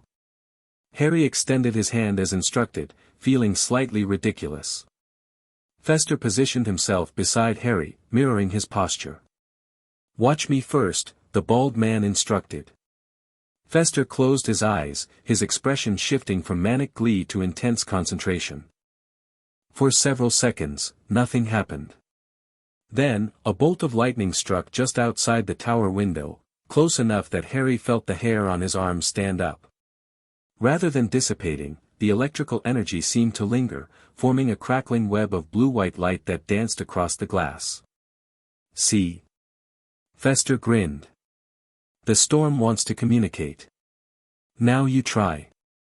Harry took a deep breath and focused. He reached out with his magical senses, trying to connect with the wild energy swirling around the tower. At first, he felt nothing but the overwhelming chaos of the storm. Then, gradually, he sensed a pattern in the randomness, a rhythm to the thunder, a direction to the energy flow. "It's like a heartbeat," he murmured. "Exactly," Fester exclaimed. "Nature's pulse. Now, imagine your own energy extending outward to meet it. Like calling to like." Harry concentrated, visualizing his magic extending from his fingertips like invisible lightning rods. The air around his hand began to tingle. Outside, the storm seemed to pause, as though listening. Then, with a deafening crack, lightning struck directly in front of the window. Harry instinctively pulled back, but Fester grabbed his wrist, keeping his arm extended. "Don't break the connection," he shouted over the thunder. The lightning didn't dissipate. Instead, it hovered in the air, branching and splitting into a complex, ever-shifting pattern. Harry felt a strange resonance, as though the electrical energy was responding to his magical core. "Now, curve your fingers inward, like you're beckoning," Fester instructed. Harry did so, and to his astonishment, tendrils of lightning pressed against the glass, following the movement of his hand. He wasn't controlling it exactly, the energy remained wild and unpredictable, but he was influencing its path, creating a channel for its expression. "Holy," Harry breathed. "Language," Fester chided with a grin. "Though in this case, I suppose holy is appropriate. Storm magic is as close to divine power as mortals get." For the next hour, Fester guided Harry through increasingly complex interactions with the storm. By the time they finished, Harry could draw lightning toward specific targets, create temporary spheres of electrical energy, and even sense the storm's movements before they occurred. "You have a natural affinity," Fester declared proudly. "Most beginners can barely get the lightning to notice them, let alone respond so specifically. Must be that scar of yours, marked by powerful magic, you are." Harry touched his forehead thoughtfully. "Do you think that's why I can do wandless magic so easily? Because of what happened when I was a baby?" "Perhaps," Fester nodded. "Or perhaps you're simply unburdened by the limitations most wizarding children are taught from birth. When you believe something is possible, it often becomes so." As they descended from the tower, Harry felt drained but exhilarated. Storm magic was unlike anything he'd read about in his Hogwarts textbooks, wild and intuitive rather than structured and formulaic. "What's next on today's schedule?" he asked. "Grandmama has you until lunch, something about poison identification. Then defensive magic with Gomez, and this evening, Wednesday mentioned taking you to meet some of the more interesting residents of our cemetery." Harry raised an eyebrow. The cemetery has residents? Fester just grinned. The permanent kind. Doesn't mean they're not conversational. Before Harry could ask for clarification, the mansion's doorbell rang, not the normal chime, but a deep, ominous gong that echoed through the entire structure. Ah! Fester rubbed his hands together. Our ministry friends have arrived right on schedule. The Addams family converged on the entrance hall with remarkable speed. Gomez adjusted his bow tie, looking positively gleeful at the prospect of confrontation. Morticia arranged herself elegantly at the bottom of the grand staircase. Grandmama peeked from the kitchen door, a smoking vial in one hand. Wednesday and Pugsley appeared at Harry's side, the latter carrying what appeared to be a small crossbow.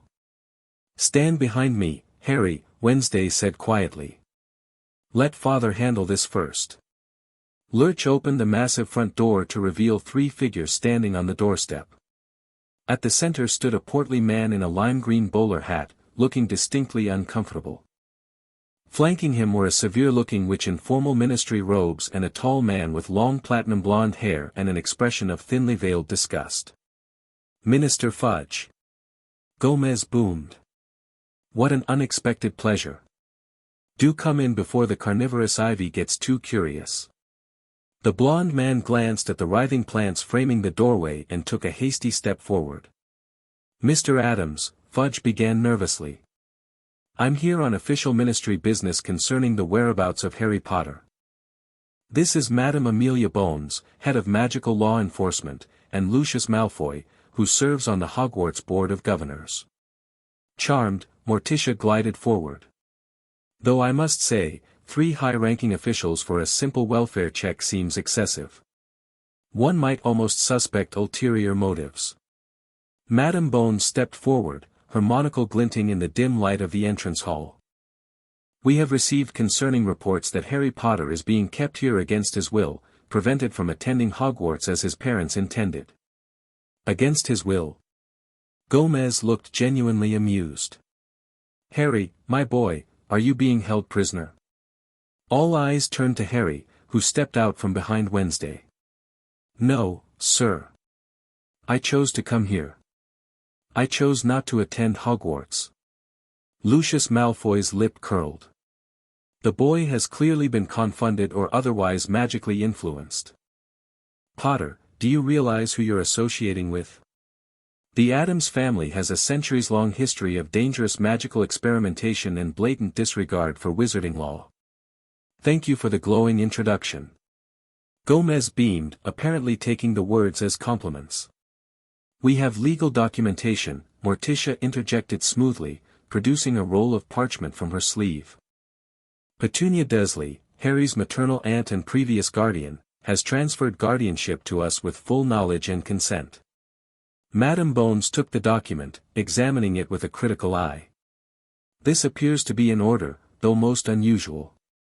However, Mr. Potter's educational placement remains concerning. The law requires magical children to receive proper instruction." "Which he is," Wednesday spoke up. "Our family's magical lineage and educational traditions predate Hogwarts by several centuries." "Preposterous." Malfoy sneered. "The boy is a national figure. His place is at Hogwarts, being properly trained in ministry-approved methods." Harry felt a surge of irritation. "I'm not a national figure. I'm just Harry. And I'm learning more here in 3 weeks than I would in a year at Hogwarts." To demonstrate, Harry extended his hand toward an ornate candelabra on a nearby table. With a flick of his fingers, the candles ignited simultaneously. Another gesture extinguished them. Fudge's eyes widened. Wandless magic. At his age?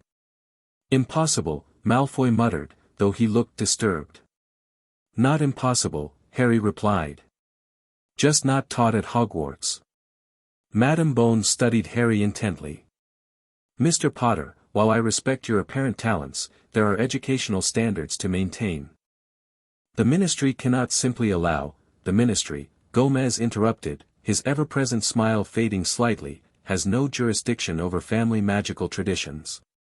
This was established in the Treaty of Magical Sovereignty of 1317, reaffirmed in the Statute of Secrecy, and upheld by the Wisingamat as recently as 1967 in the case of Zabini versus the Department of Magical Education. Harry stared at Gomez in surprise. The man's usual manic energy had transformed into something sharper, more focused. For the first time, Harry glimpsed the formidable legal mind that had protected the Addams family's independence for decades. Madame Bones looked impressed despite herself. "You've done your research, Mr. Addams. When one lives outside conventional magical society, one becomes intimately familiar with the laws that protect that position," Morticia added. Fudge tugged at his collar nervously. "Be that as it may, the public is deeply concerned about Mr. Potter's welfare. The boy who lived has certain responsibilities to the wizarding community." "I didn't ask for that title," Harry said firmly. "I didn't ask to be famous. I just want to learn magic my way, with a family that actually wants me." Something in Harry's tone must have reached Madame Bones. Her severe expression softened slightly. "Mr. Potter makes a fair point, Minister. And legally speaking, with proper guardianship established and educational provisions in place, we have limited grounds for intervention." "This is absurd." Malfoy's pale face flushed with anger. "The boy belongs at Hogwarts. The boy," Wednesday said coldly, "belongs wherever he chooses. And he's chosen us."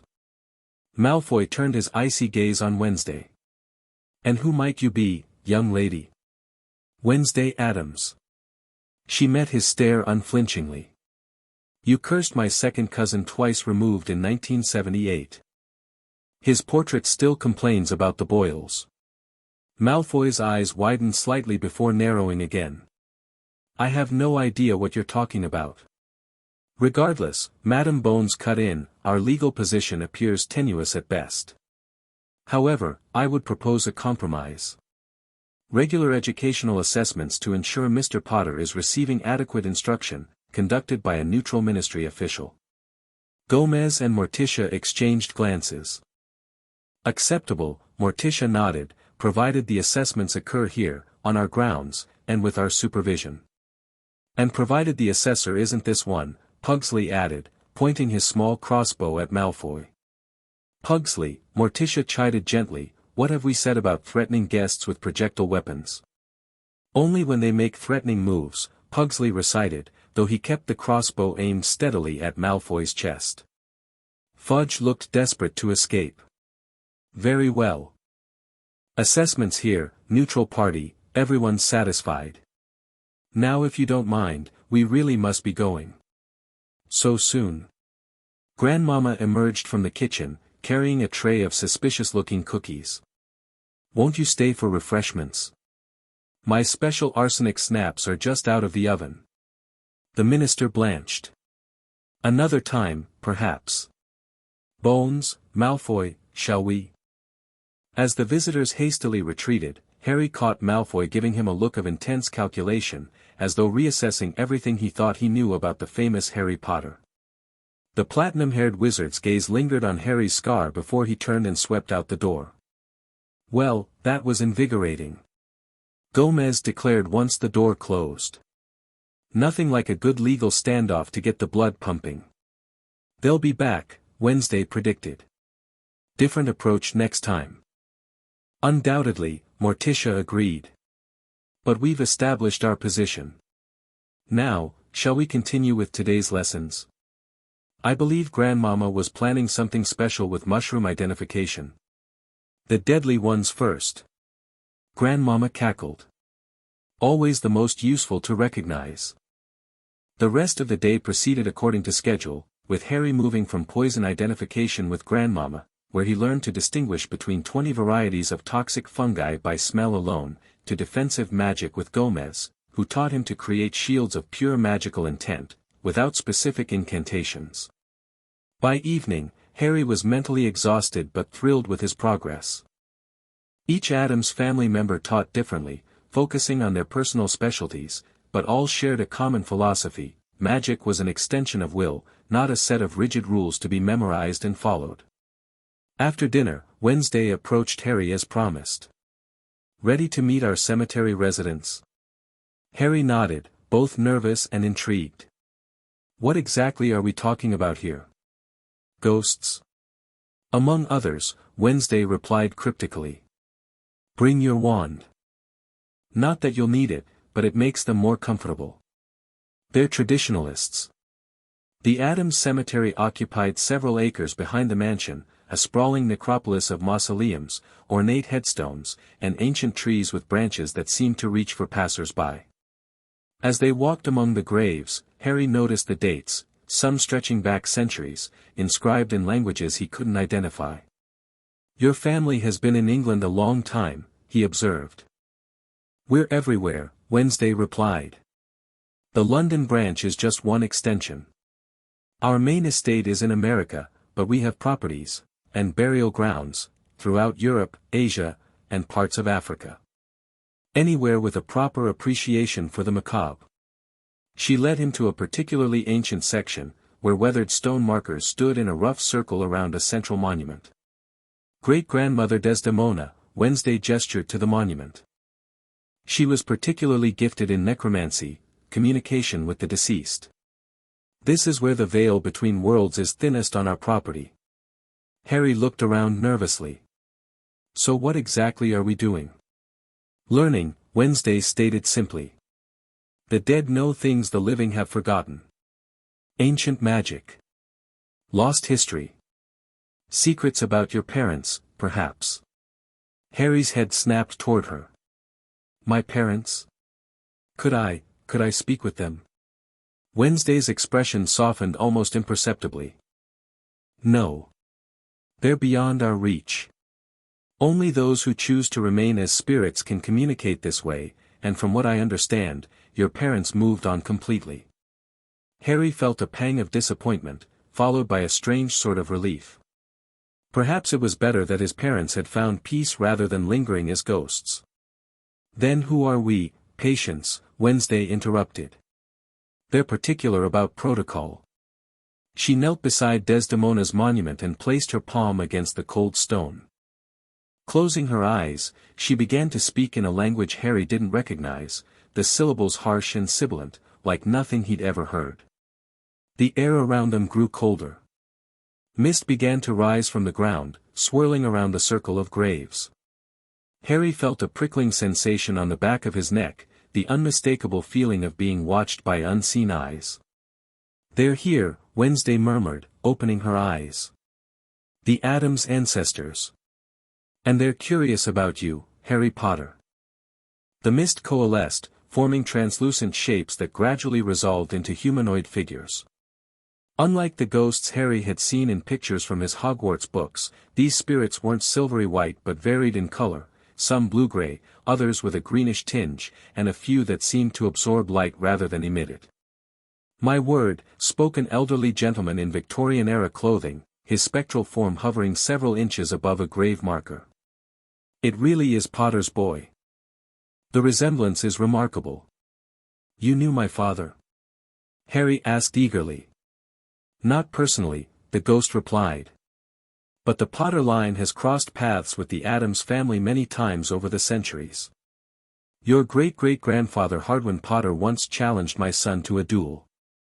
Talented wizard, if somewhat conventional in his approach." Other spirits drifted closer, examining Harry with evident curiosity. "He has his mother's magical signature," observed a severe-looking witch with 18th-century dress. "Raw power, poorly contained. The Hogwarts training would have stifled it, shaped it into predictable channels. Better he's here." "Show us what you've learned, young Potter," demanded a particularly ancient-looking spirit whose features were difficult to discern through the mist surrounding him. Harry looked uncertainly at Wednesday, who nodded encouragingly. Taking a deep breath, he extended his hands and focused on the techniques Morticia had taught him, drawing energy from his core and shaping it through pure intent. The mist around them responded, swirling into patterns that glowed with a soft blue light. Harry directed the luminescent fog to encircle the gravestones, creating a web of interconnected light that pulsed in rhythm with his heartbeat. "Impressive control for one so young," the Victorian gentleman commented. "You've been teaching him element manipulation, I see." "Uncle Fester started with storm energy today," Wednesday confirmed. "He shows particular aptitude for it." "Not surprising, given the nature of his scar," said the ancient spirit. "The boy bears a connection to powerful dark magic. It has left its mark on his core." Harry's hand flew to his forehead. "You can see that? What does it mean?" The spirits exchanged glances, a silent communication passing between them. "It means," the Ancient One finally spoke, "that you carry a piece of your enemy with you. A fragment, unintentionally embedded when the killing curse rebounded." Harry felt suddenly cold, and not from the spectral presence. "A piece of Voldemort?" Several of the ghosts flinched at the name, but the Ancient One merely nodded. "The one who marked you left more than a physical scar. There is a connection between your magics, your very souls." Is that why I can do magic so easily?" Harry asked, horrified by the implication. "Because of him?" "No, child," the severe witch drifted closer. "Your power is your own. The fragment merely complicates matters. It creates echoes, resonances. Sometimes these enhance your abilities, other times they may interfere." Wednesday looked intensely interested. "Can it be removed?" Again, the silent communication among the spirits. "There are ways," the Ancient One acknowledged reluctantly. "But they require magic of the deepest, most primal sort. Soul magic. Few living practitioners remain who could attempt such a thing safely." "Grandmama might know someone," Wednesday mused. "Or something in the library could." "Not yet," the Victorian gentleman interrupted. "The fragment is stable for now. Attempting removal prematurely could cause more harm than good. The boy must first understand his own magic fully before addressing the foreign element." Harry's mind raced with horrifying possibilities. Can it possess me? Take me over?" "No, young Potter," the ancient spirit assured him. "The fragment is dormant, sealed by the very magic that embedded it, your mother's sacrifice. It may create connections, dreams, sensations, but it cannot control you unless you allow it." "Dreams?" Harry asked sharply. "I've been having strange dreams since I arrived here. About a dark corridor, and a door I can't reach." The spirits grew agitated, their forms flickering like candles in a breeze. "The connection grows stronger as your magic develops," the severe witch observed. "You must learn to shield your mind, to create barriers between your thoughts and the fragment." "Occlumency," the Victorian gentleman nodded. "Mental defense magic. Essential in your case, young Potter." Wednesday turned to Harry. "Mother is skilled in mental arts. We should begin those lessons immediately." Harry nodded, still processing the disturbing revelation. "Is there anything else I should know about this fragment?" "Only this," the ancient spirit drifted directly before Harry, its indistinct features somehow conveying grave seriousness. "The connection works both ways. As you can sense him, so might he eventually sense you. Prepare accordingly." On that ominous note, the spirits began to fade, the mist dissipating until only the graveyard remained, silent and still under the waning moon. Wednesday and Harry walked back to the mansion in contemplative silence. Finally, Harry spoke. "Why didn't your parents tell me about this? About the thing in my scar?" "They suspected," Wednesday replied, "but weren't certain. The dead have insights the living lack. They see magic differently. So I've been walking around with a piece of Voldemort in my head this whole time." Harry's voice rose with a mixture of disgust and fear. "And Dumbledore never thought to mention it?" "If he knew, he likely had plans to address it his way, on his timeline," Wednesday said. "Control of information is power." Harry stopped walking, suddenly overwhelmed. I don't know if I can handle this, Wednesday. Magic was supposed to be amazing, an escape from the dursleys. Now I find out I've got the soul fragment of the wizard who murdered my parents stuck in my forehead.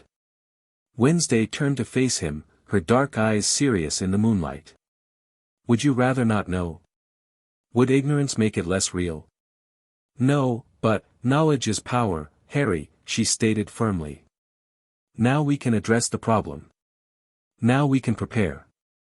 The Addams library contains centuries of magical research, including soul magic that the ministry has banned and Hogwarts would never teach. Harry took a deep breath, steadying himself. You're right. At least here, I'm not being kept in the dark. Precisely, Wednesday nodded. And you're not facing this alone. You have a family now, an unconventional one, perhaps, but loyal nonetheless. The simple statement hit Harry with unexpected force. A family. His family, chosen rather than assigned.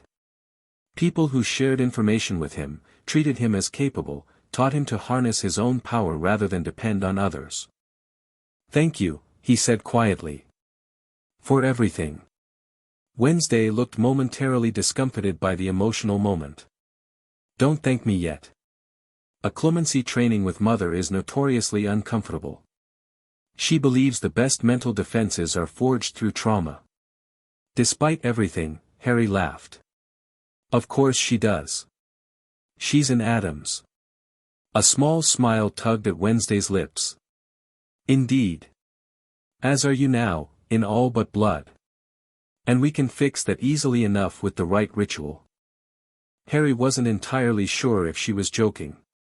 The following weeks established a new rhythm to Harry's magical education. Each day began with physical training led by Gomez, who insisted that magical stamina was directly connected to physical conditioning. Mornings were devoted to theoretical studies in the vast Addams library, while afternoons focused on practical application with various family members. The most challenging addition to his schedule was evening occlumency lessons with Morticia. As Wednesday had warned, these sessions were grueling.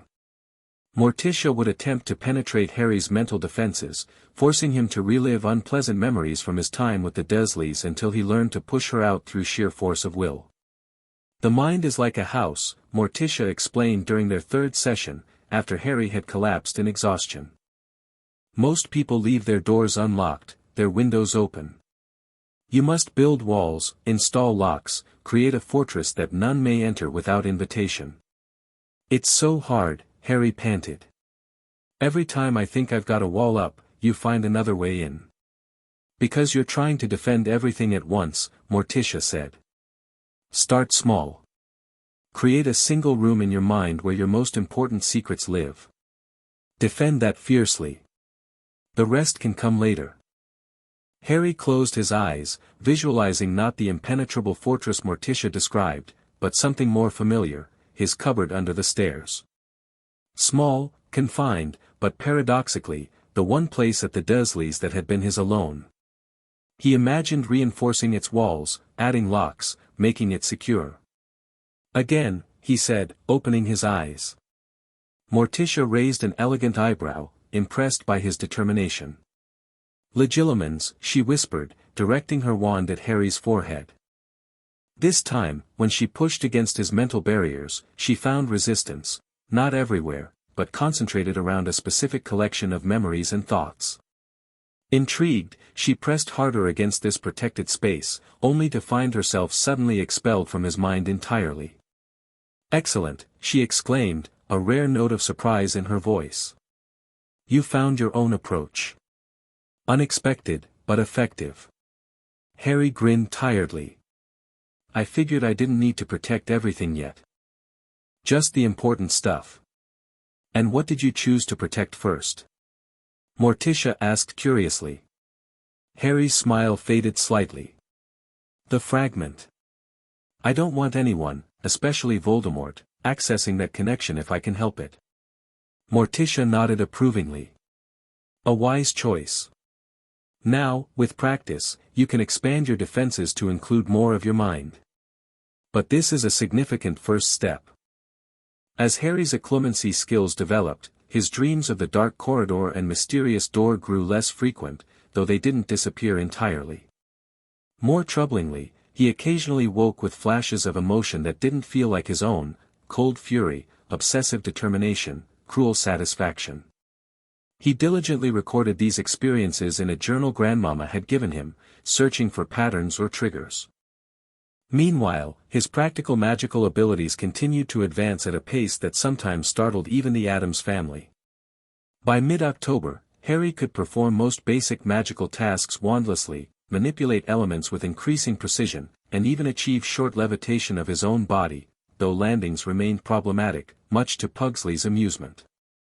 The ministry's promised educational assessments began in late October. The assessor, a middle-aged witch named Madame Marchbanks, who apparently conducted OWL and NEWT examinations at Hogwarts, arrived with evident skepticism that quickly transformed to astonishment as Harry demonstrated his abilities. In 30 years of educational assessment, she declared after watching Harry transfigure a teacup into a tortoise wandlessly, "I have never seen such advanced work from a first-year student. However unorthodox your methods, Mr. and Mrs. Addams, they appear to be yielding remarkable results." Gomez beamed proudly. "We told you. The boy's a natural. Just needed the right environment to flourish." "Yes, well," Madame Marchbanks adjusted her spectacles, "I must note that there are certain standard subjects missing from his curriculum. Astronomy, history of magic, herbology." "I'm learning magical history," Harry protested. "Just not the ministry-approved version. And Morticia's been teaching me about magical plants." "Carnivorous specimens are particularly educational," Morticia added. "Nothing motivates proper plant care like the possibility of becoming plant food." Madame Marchbanks looked slightly disturbed. "Nevertheless, I would recommend some supplementary materials to ensure a well-rounded education. With those additions, I see no reason Mr. Potter cannot continue his alternative arrangements." The ministry representative departed with a dazed expression that Harry was becoming accustomed to seeing on visitors to the Addams mansion. Even the magical community found the Addams family's version of normal to be decidedly abnormal. Life settled into a comfortable pattern until All Hallows' Eve, or as the Addams family called it, the most glorious night of the year. The mansion underwent a transformation that Harry found remarkable, considering its already macabre aesthetic. Additional gargoyles appeared on the roof. The carnivorous plants in the conservatory doubled in size overnight. Spirits drifted freely through the hallways without Wednesday's summoning. "Halloween has always been special for our family," Gomez explained as they decorated the grand ballroom with actual spider webs, spun by spiders the size of dinner plates. "The veil between worlds grows thin. Magic flows more freely. The night embraces the strange and unusual." "It's also the anniversary of my parents' deaths," Harry said quietly. The entire family paused in their preparations, exchanging glances. "Of course," Morticia moved to Harry's side. "How thoughtless of us not to realize. Would you prefer a quieter evening? A memorial perhaps?" Harry considered this. The Dursleys had never acknowledged the significance of Halloween to him. For years, he hadn't even known the date of his parents' deaths. "No," he decided finally. "I think they'd want me to celebrate. To embrace magic, not mourn what I've lost." "Splendidly said." Gomez clapped Harry on the shoulder. "We shall make it a dual celebration, honoring the spirits of the departed and your parents' sacrifice." That evening, the Addams family held what they called a Samhain ritual in the cemetery, gathering around a bonfire that burned with emerald flames. Grandmama led the proceedings, her usually cackling voice taking on a solemn, rhythmic quality as she chanted in ancient languages. "Tonight, we honor those beyond the veil," she intoned, throwing handfuls of aromatic herbs into the fire. "We remember those who have passed from this world to the next, whose spirits guide and watch over us." One by one, family members stepped forward to name their departed loved ones.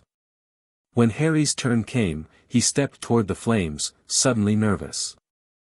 "I'd like to honor James and Lily Potter," he said, his voice catching slightly. My parents, who gave their lives to protect me. The moment the words left his lips, the emerald flames surged upward, temporarily taking the shape of a stag and doe before subsiding. Harry gasped, stumbling backward into Wednesday. They heard you, she whispered, steadying him. The veil is thin tonight. The ritual continued, but Harry remained transfixed by what he'd witnessed. Had it been a sign? His parents' spirits acknowledging him across the divide between worlds? Or simply magic responding to his emotions? Later, as the family returned to the mansion for their Halloween feast, Harry hung back, telling the others he needed a moment alone. Standing beside the still-burning ceremonial fire, he closed his eyes and focused inward, the way Morticia had taught him. "Mom, Dad," he whispered. "I hope I'm making you proud. I know this isn't the path anyone expected me to take. Not Hogwarts, not Dumbledore's plan. But it feels right. The Addams family is teaching me to be strong, to control my own magic, to think for myself." The fire crackled, emerald sparks drifting upward like stars returning to the sky. "I miss you," he continued. "I wish I could remember you. But I'm not alone anymore. I have a family now. They're strange, but they care about me. They're helping me prepare to face Voldemort when the time comes." A sudden wind stirred the flames, and for an instant, Harry thought he felt a gentle touch against his cheek, like a mother's caress. The sensation faded as quickly as it had come, leaving him unsure if he'd imagined it. With a deep breath, Harry turned back toward the mansion, where warm light spilled from the windows and the sounds of the Addams family's celebration echoed into the night. Whatever path lay ahead, whatever challenges awaited, he would face them with his chosen family at his side. The feast was in full swing when Harry returned, a sumptuous spread of dishes that managed to be simultaneously delicious and disturbing in appearance. Grandmama had outdone herself, creating foods that moved on their own, changed colors, or emitted small puffs of flavored smoke when cut into. "Harry." Gomez waved him over to the head table. "Just in time. We're about to toast the evening." The family raised their goblets, filled with a crimson liquid that Harry had learned was actually a harmless, if unusual, fruit concoction, despite its blood-like appearance. To the honored dead, Morticia began the traditional toast. To family, by blood and by choice, Gomez continued. To magic without constraint, added Uncle Fester. To Harry Potter, Wednesday said suddenly, her dark eyes meeting his. Who chose his own path? To Harry. The family echoed, drinking deeply from their goblets. Warmed by the unexpected tribute, Harry raised his own glass. To the Addams family, who showed me what magic really is. As the celebration continued, Harry found himself drawn into conversation with a cousin he hadn't met before, a tall, pale young man with slicked back hair who had apparently traveled from Romania for the occasion. "So you're the famous Harry Potter," the cousin remarked in a thick accent. "I expected someone more conventionally heroic." "Sorry to disappoint," Harry grinned. On the contrary, the cousin showed pointed canines when he smiled. "Conventional heroes are tedious. You've chosen an interesting path, aligning yourself with the Addams family." "Best decision I ever made," Harry said sincerely. "Perhaps. Though it comes with certain complications." The cousin glanced around the room. "Not everyone approves of how the Addams practice magic. Enemies accumulate over centuries." Harry followed his gaze, suddenly aware that among the family members and their eclectic friends were several figures he didn't recognize, watching him with expressions ranging from curiosity to calculation. "What do you mean?" Harry asked quietly. "Simply that famous Harry Potter aligning with the infamous Addams family creates ripples in many circles, both light and dark." The cousin sipped his drink. "Some see opportunity. Others, fret." Before Harry could press for clarification, a commotion at the entrance hall interrupted the festivities. Lurch appeared at the ballroom door, looking more perturbed than usual. "Visitor," he groaned, gesturing behind him. Severus Snape swept into the ballroom, his black robes billowing dramatically. The Hogwarts potions master looked distinctly out of place, despite his Gothic appearance, amid the genuine macabre of the Addams celebration. Potter, Snape's cold eyes found Harry immediately. A word. Now. Gomez stepped forward, placing himself between Harry and the newcomer. My good man, this is a private celebration. State your business or prepare to be ejected most enthusiastically. Snape's lip curled in disdain. I come on Dumbledore's authority. A matter of urgency concerning Potter's unique situation. My son is not going anywhere with you. Morticia glided to Gomez's side, her use of the word son sending a warm jolt through Harry's chest. Your son. Snape looked momentarily thrown. The boy is not your, he is in every way that matters, Wednesday stated coldly, joining her parents. Family is who claims you, Professor Snape. Surely even you understand that concept. Snape's sallow face flushed. This is not about guardianship, girl. This concerns Potter's safety. There has been an incident at Hogwarts tonight. A troll was released in the dungeons, a diversion, we believe, for an attempt to access a certain protected object. Harry stepped forward, intrigued despite his dislike for the man's tone. What does that have to do with me? The headmaster believes the attempt was made by agents of the Dark Lord, Snape replied, lowering his voice. And given your connection, certain precautions are warranted. Harry's hand unconsciously moved to his scar. You know about the connection. Enough, Snape said curtly. The headmaster sent me to ensure your occlumency shields are adequate. The connection may strengthen as the Dark Lord grows more active. Occlumency? Gomez looked impressed. You practice the mental arts. I am a master, Snape stated without modesty. One of few recognized by both the Ministry and the International Confederation of Wizards. How fascinating, Morticia's interest was clearly piqued. I myself have been instructing Harry in the discipline. Perhaps we could compare techniques. Snape appeared conflicted, professional interest warring with obvious disdain for the situation. That would be, potentially informative. The boy's mental protection is critical, given the circumstances. Harry's been doing splendidly, Uncle Fester chimed in, throwing an arm around Harry's shoulders. Created his own unique approach. Quite innovative.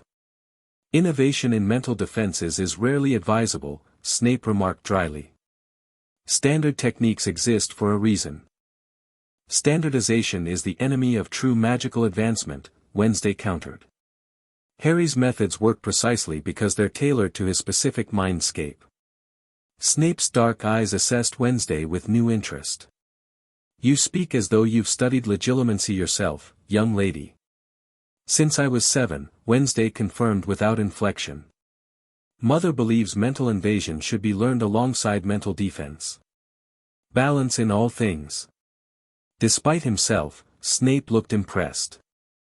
A philosophy with merit. Though hardly standard educational practice for children your age. We are not standard people, Morticia smiled thinly. Now, Professor, perhaps we could continue this discussion privately.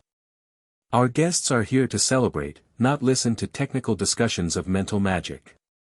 The Halloween party continued while Morticia led Snape and Harry to her private study, a room Harry had visited often for his occlumency lessons. Dark wood paneling, ancient grimoires lining the walls, and oddly shaped artifacts created an atmosphere simultaneously scholarly and unsettling. I will need to test the boy's shields myself, Snape stated, removing his outer robe and rolling up his sleeves with businesslike efficiency. Of course, Morticia nodded. Harry, are you comfortable with this? Harry appreciated her asking rather than simply allowing Snape to proceed. Yes. I want to know if my shields are strong enough. Very well. Snape drew his wand. Prepare yourself, Potter. I will not be gentle. The Dark Lord certainly won't be. Harry closed his eyes, visualizing his mental cupboard, now expanded and reinforced through weeks of practice with Morticia. He discovered that by embracing rather than rejecting the confined space of his childhood, he could transform it into a paradoxical defense, small and seemingly vulnerable on the outside, but magically expanded within, containing only what he chose to reveal. "Ready," he said, opening his eyes to meet Snape's gaze. "Legilimens," Snape whispered. Harry felt the professor's mental probe, sharper and more precise than Morticia's, like a scalpel compared to her broader approach. Snape sliced at his outer defenses, searching for weaknesses with surgical precision. Harry allowed the outer layers to yield slightly, revealing carefully selected memories, his first meeting with Hagrid, shopping in Diagon Alley, mundane moments with the Addams family. Meanwhile, he concentrated on protecting his core, the cupboard where he stored knowledge of the soul fragment, his growing magical abilities, and his true feelings about Dumbledore and the wizarding world's expectations. Snape pushed harder, his mental probe becoming more aggressive as he sensed the misdirection. Harry felt pressure building against his inner defenses, like water pressing against a dam. Rather than resist directly, he tried a technique Morticia had recently taught him, creating a false vulnerability to direct the attack away from his true secrets. The strategy worked. Snape's mental probe followed the path of least resistance, breaking through into what appeared to be Harry's most protected memories but was actually a carefully constructed false repository. The professor lingered there, examining memories of Harry's childhood with the Dursleys, genuine memories, but ones Harry didn't mind being seen. After several tense minutes, Snape withdrew from Harry's mind, a look of grudging respect briefly crossing his features before his expression returned to its usual disdain. "Adequate," he pronounced. "Unconventional, but effective against a standard legilimency attack. Against the Dark Lord, however." He trailed off, looking troubled. "What is it?" Harry asked, massaging his temples against the post-legilimency headache. "Your approach relies on misdirection rather than absolute denial," Snape explained reluctantly. "Against most legilimens, this is actually superior. They believe they've accessed your secrets when they've merely seen what you've allowed. But the Dark Lord." He glanced at Morticia. "Mrs. Addams, I assume you're familiar with parasitic legilimency?" Morticia's eyes widened slightly. "Of course. But surely even the Dark Lord wouldn't." "He would," Snape said grimly. "Particularly with Potter, given their connection." "What's parasitic legilimency?" Harry looked between them anxiously. "A technique whereby the legilimens doesn't merely view memories but temporarily embeds their consciousness within the target's mind," Morticia explained. "It allows for deeper, more sustained invasion and potentially even influence over the subject's thoughts and actions."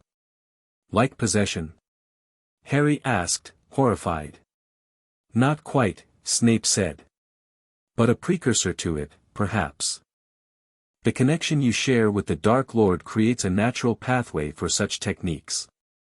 "Then I need stronger defenses," Harry stated determinedly. "Different techniques." "Indeed," Snape agreed. "Your current approach is ingenious for a beginner, but insufficient against what you may eventually face." "I could."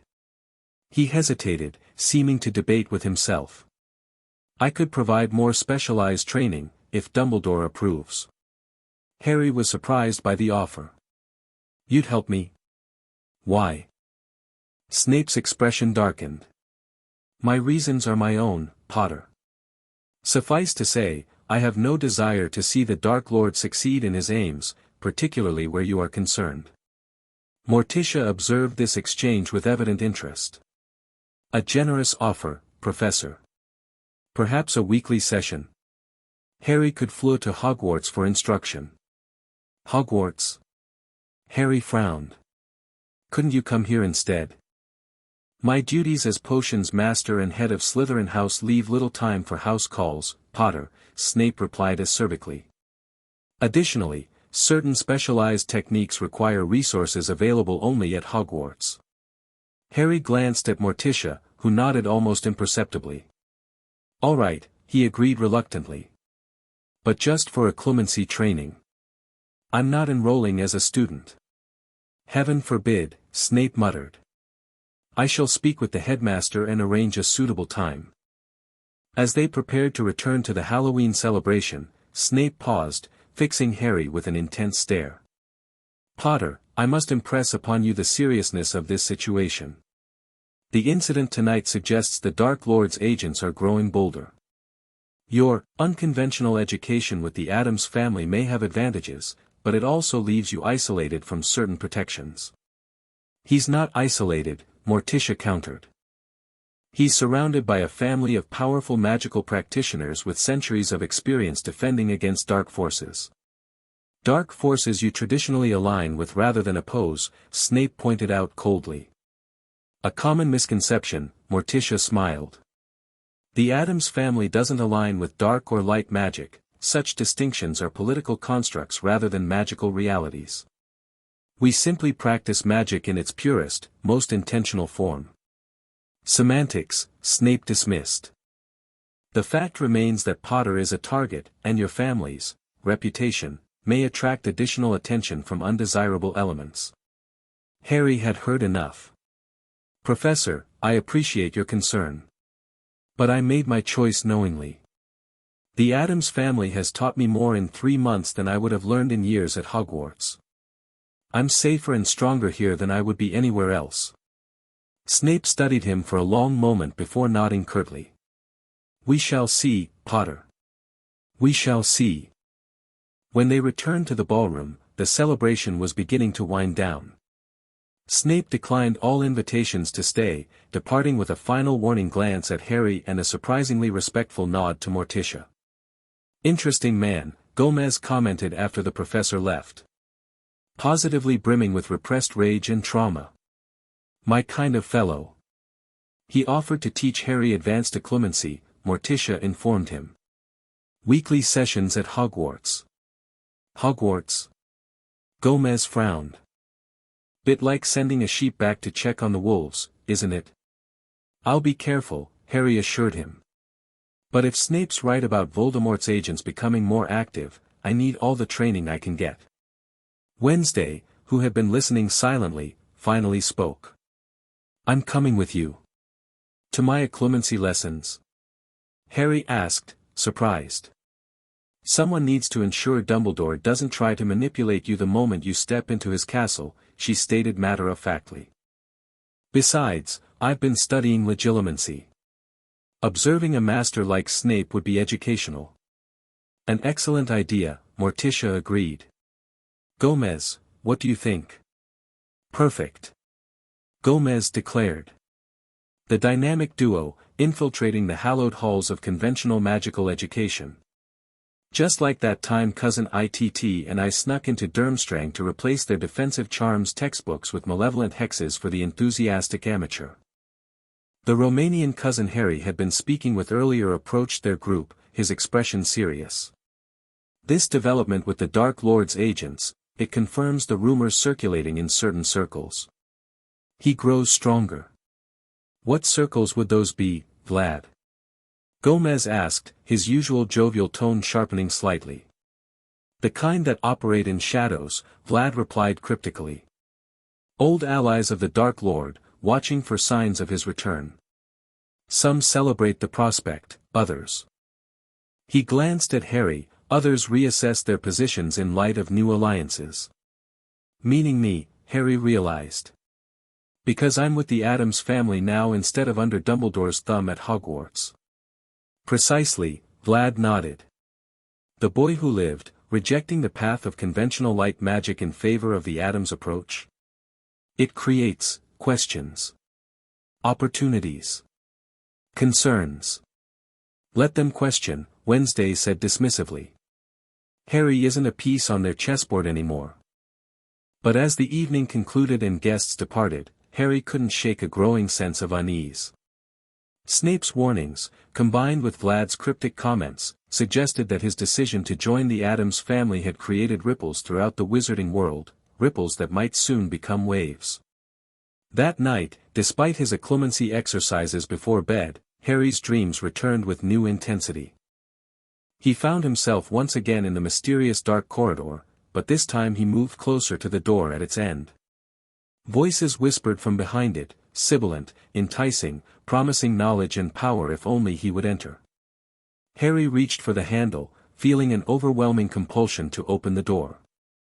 Just as his fingers touched the cool metal, a different voice cut through the dream, a high, cold laugh that sent shivers down his spine.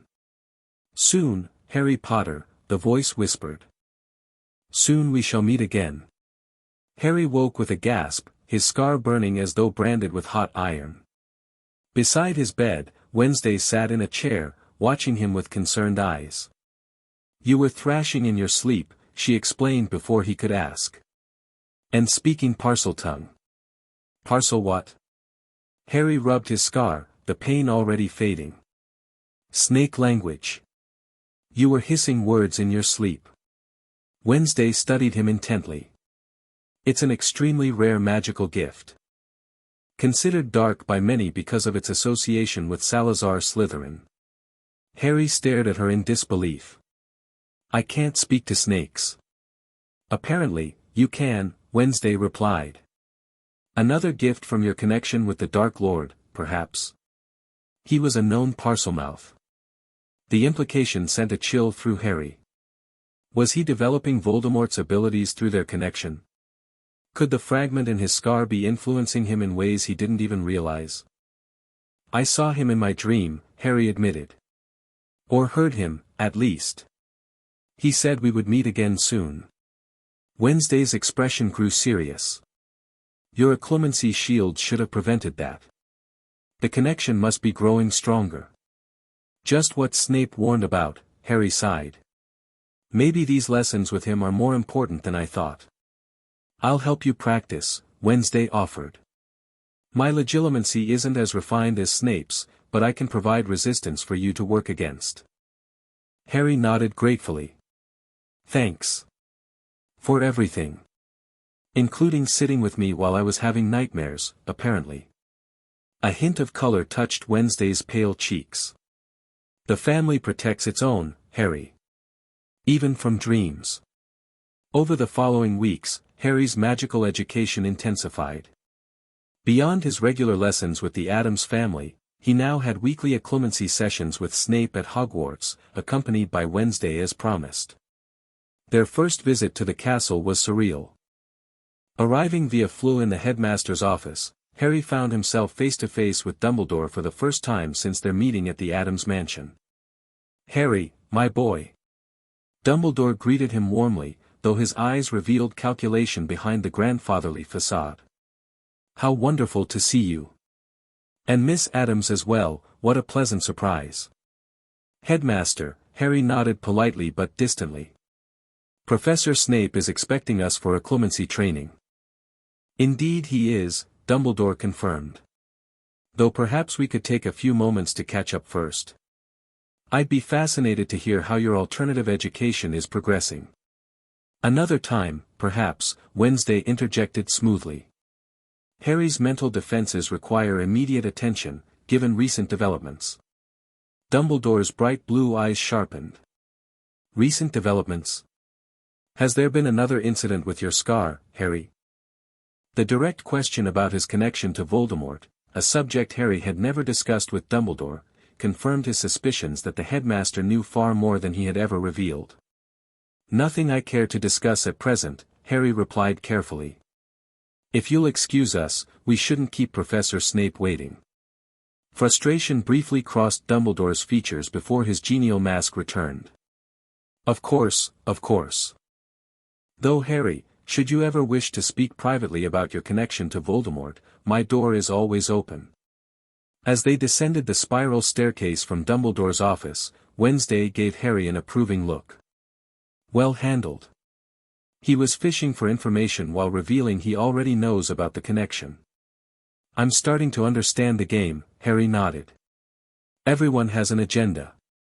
Dumbledore, Voldemort, the Ministry. Even your family, in a way. The difference," Wednesday pointed out, "is that our family's agenda aligns with your best interests. We want you powerful, independent, and prepared.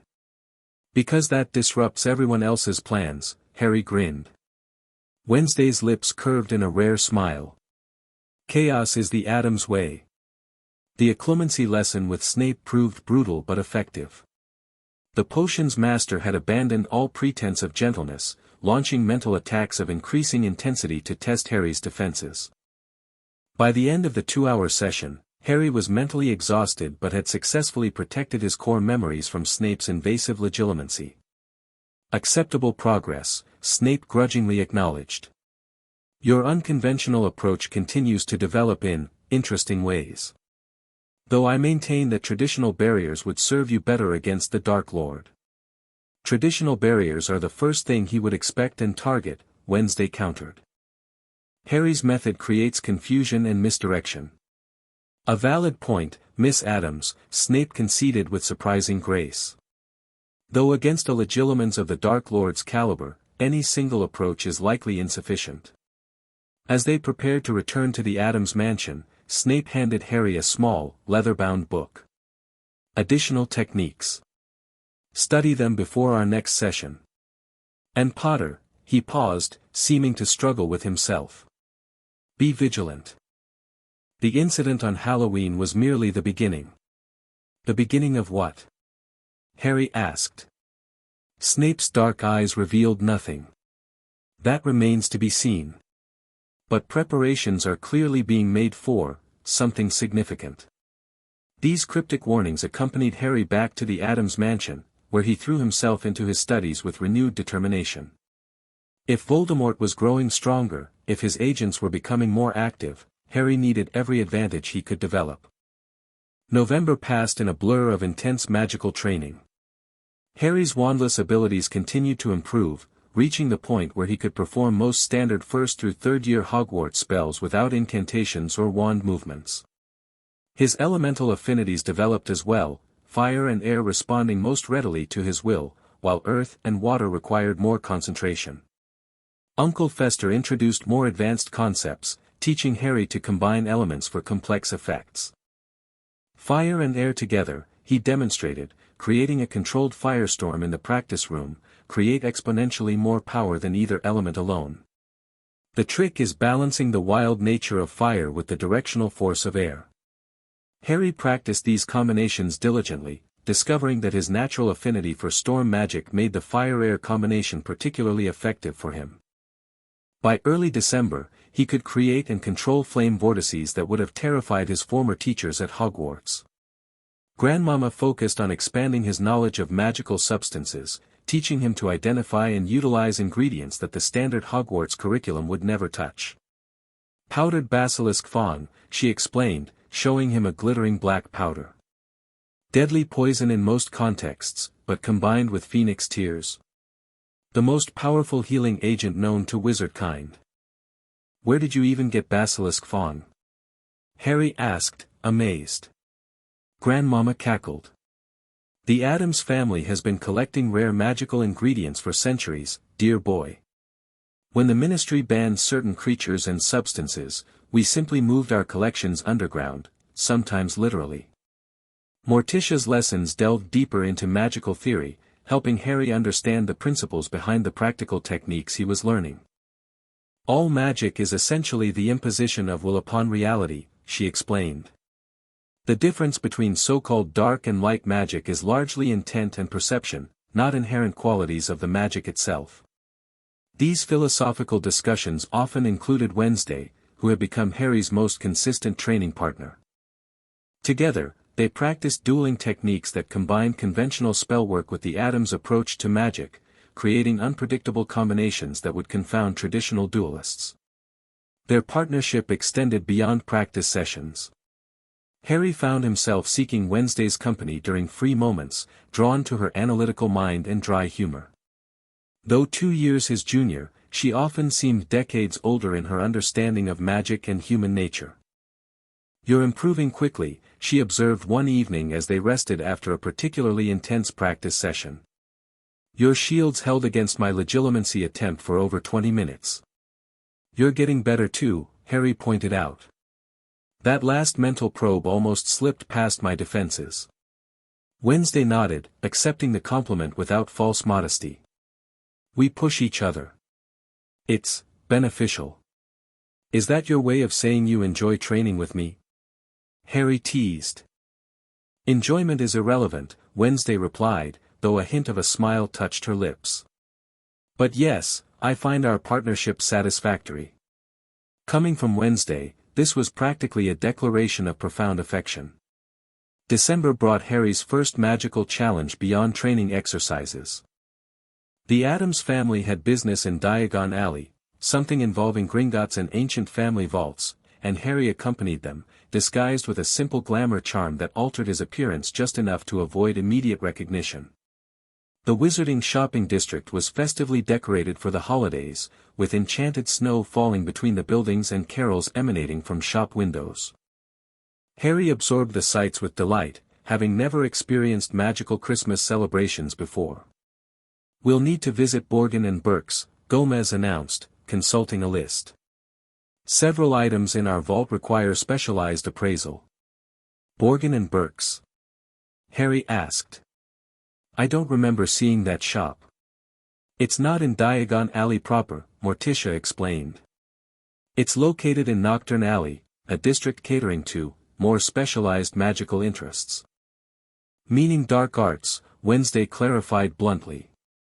Not dark, Gomez corrected. Merely misunderstood. Historically significant. Occasionally illegal. He grinned widely.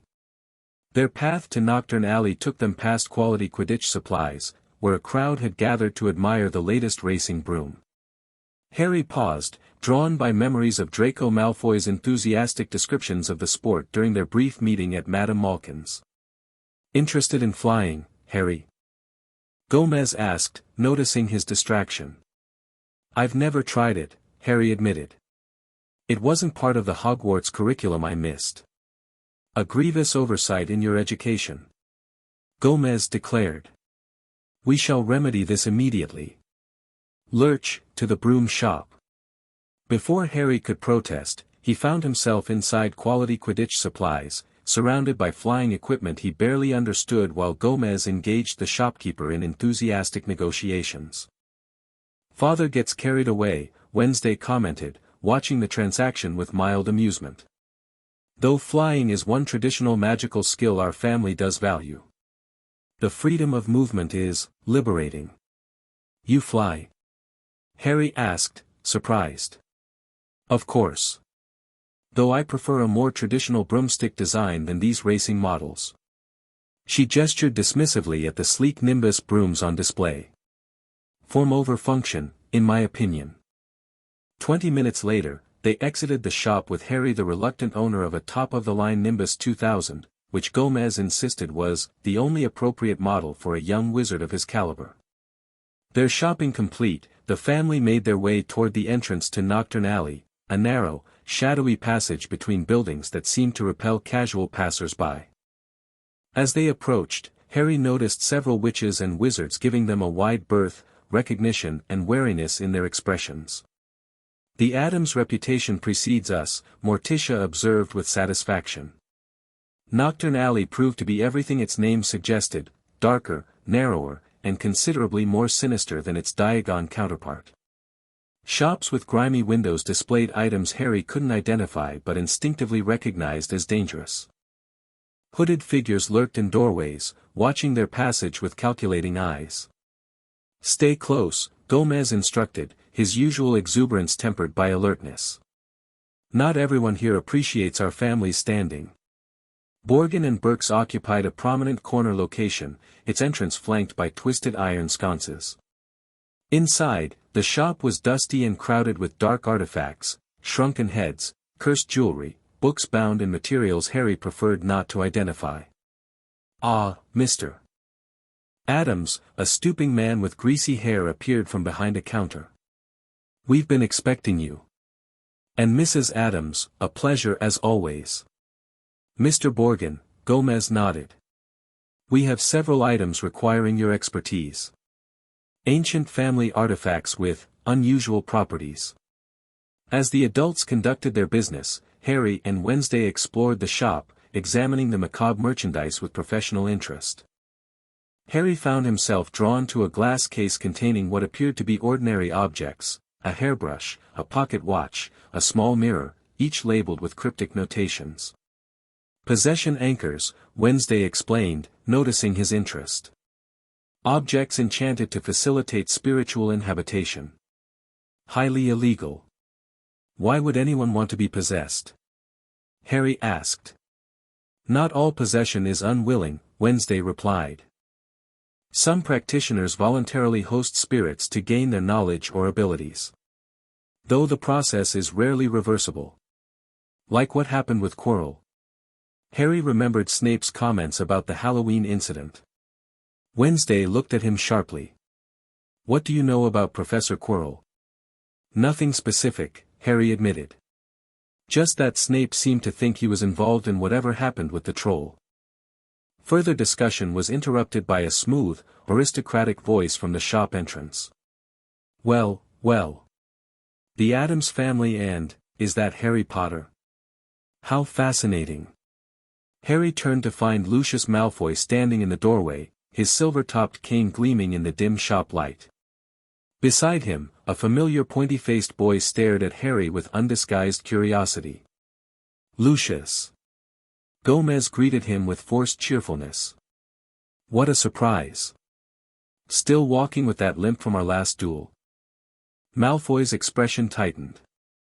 A temporary inconvenience, long since remedied.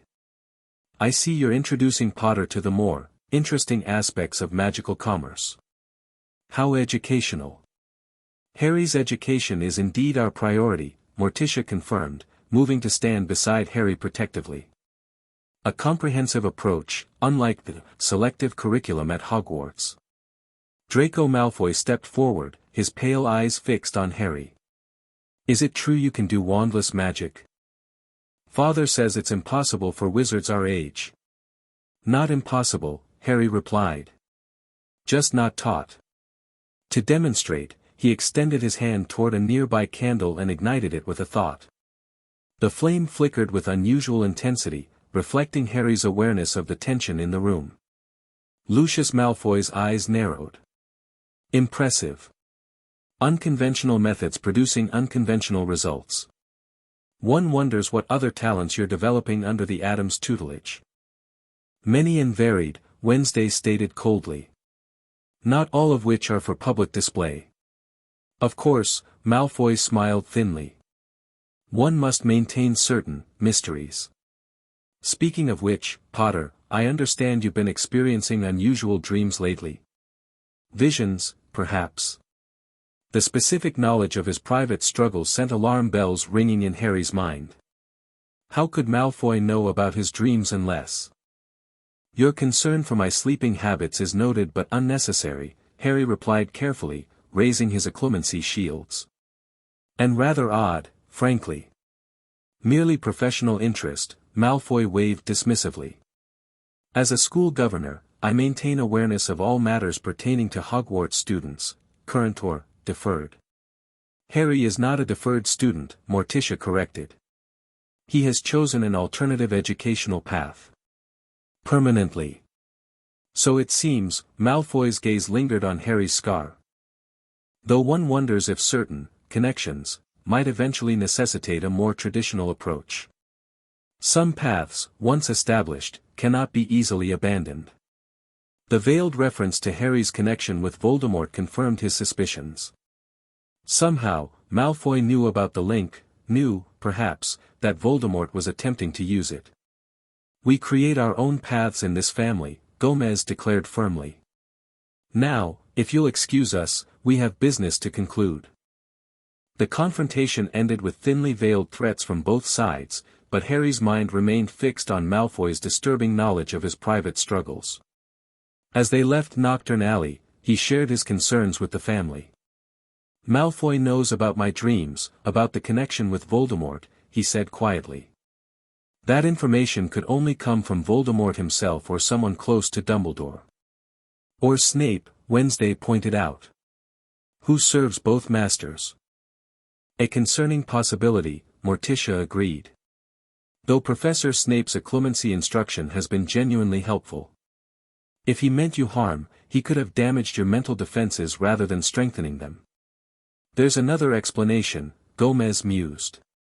If Voldemort is growing stronger, reconnecting with his former followers, he may have shared knowledge of this connection directly. Lucius Malfoy was among his inner circle during the First War. Meaning Voldemort is active enough to communicate with his followers, Harry concluded grimly. And apparently interested enough in me to make my connection a topic of discussion. Which makes your occlumency training all the more critical, Morticia stated. Perhaps we should increase the frequency of your lessons with Professor Snape. That evening, back at the Addams mansion, Harry found himself unable to focus on his studies. The encounter with Malfoy had disturbed him more deeply than he wanted to admit. If Voldemort's followers were monitoring him, if they knew about the connection, then the fragment in his scar represented more than a personal burden, it was a vulnerability that could be exploited. He was sitting in the library, attempting to read about mental defense techniques, when Wednesday found him.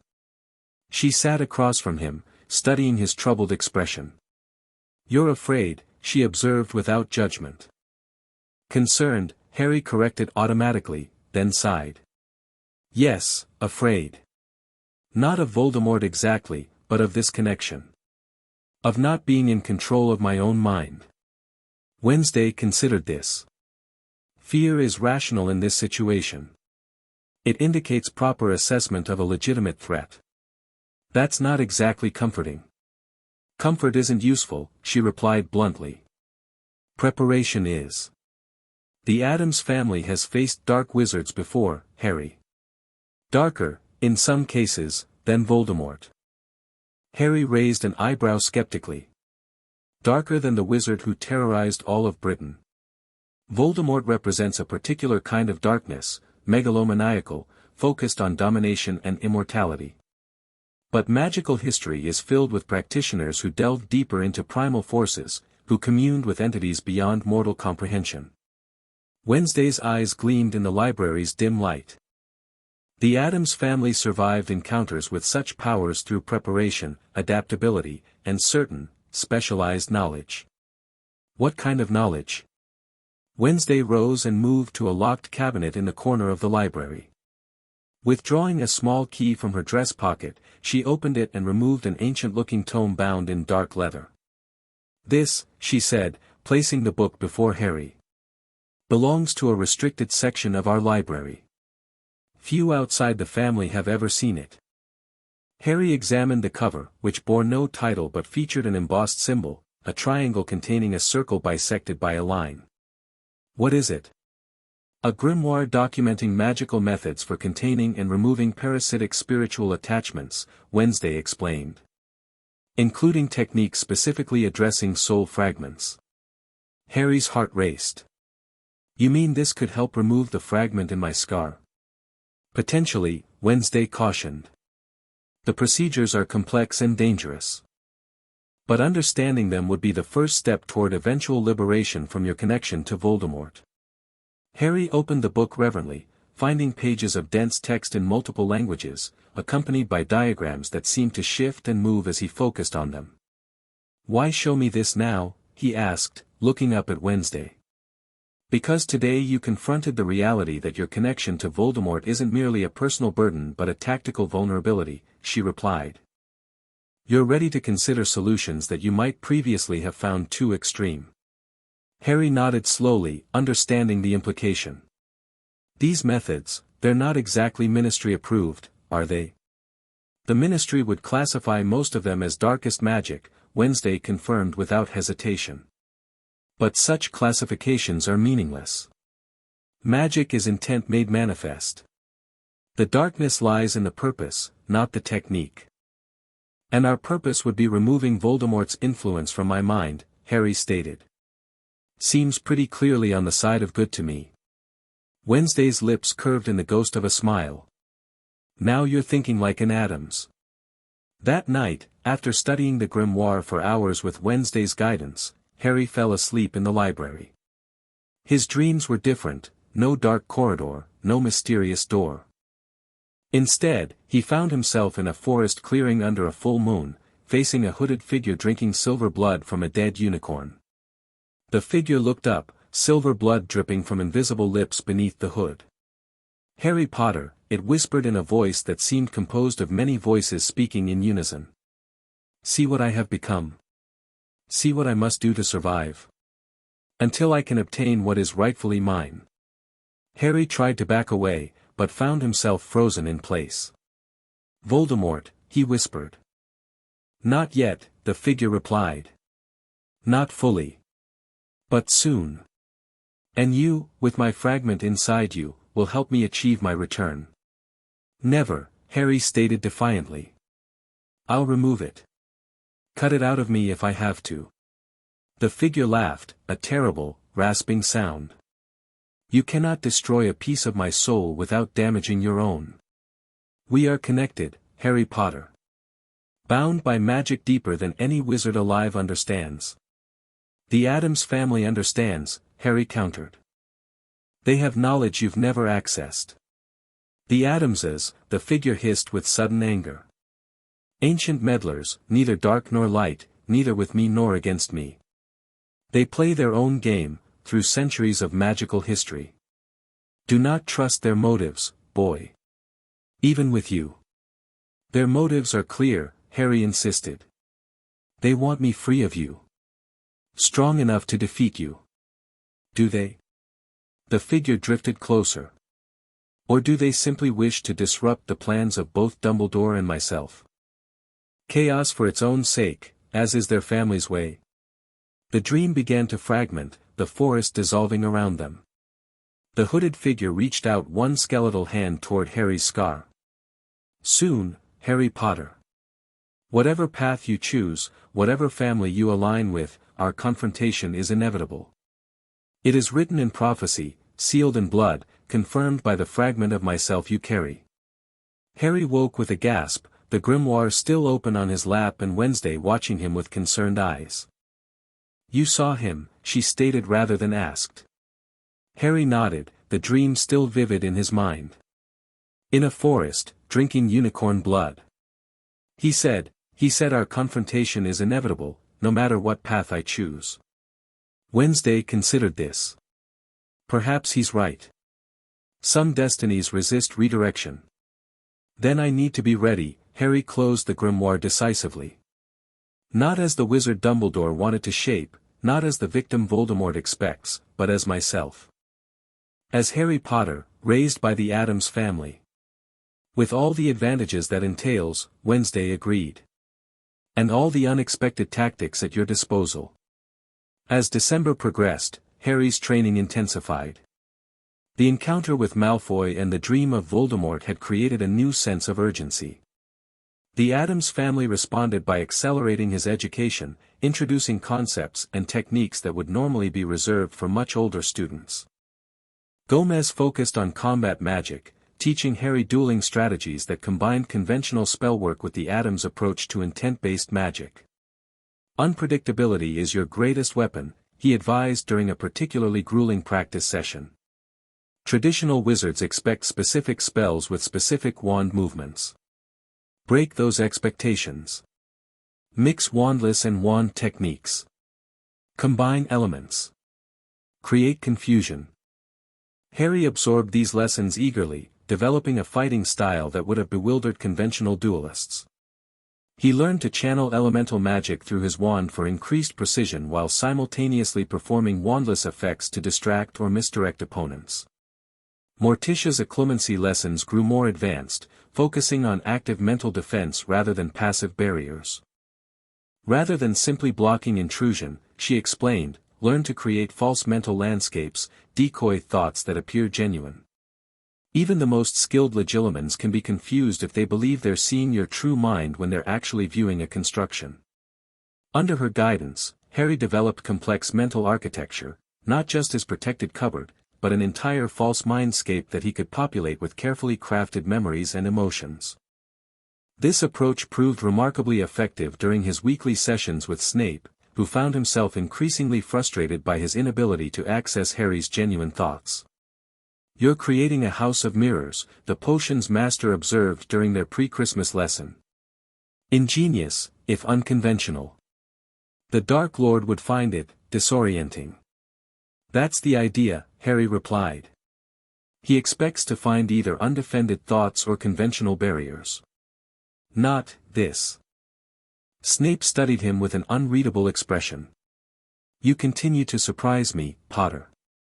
Your approach to magic bears little resemblance to either of your parents. James was talented but conventional. Lily was innovative but methodical. You are something else entirely. I'm an Addams now, Harry stated simply. For better or worse. Indeed, Snape's lip curled slightly. Though I wonder if you fully understand what that entails. The Addams family has a complicated history with both the dark and light factions of our world. They serve their own interests, which may not always align with yours. They've been more honest with me than anyone in the wizarding world, Harry countered. Including Dumbledore.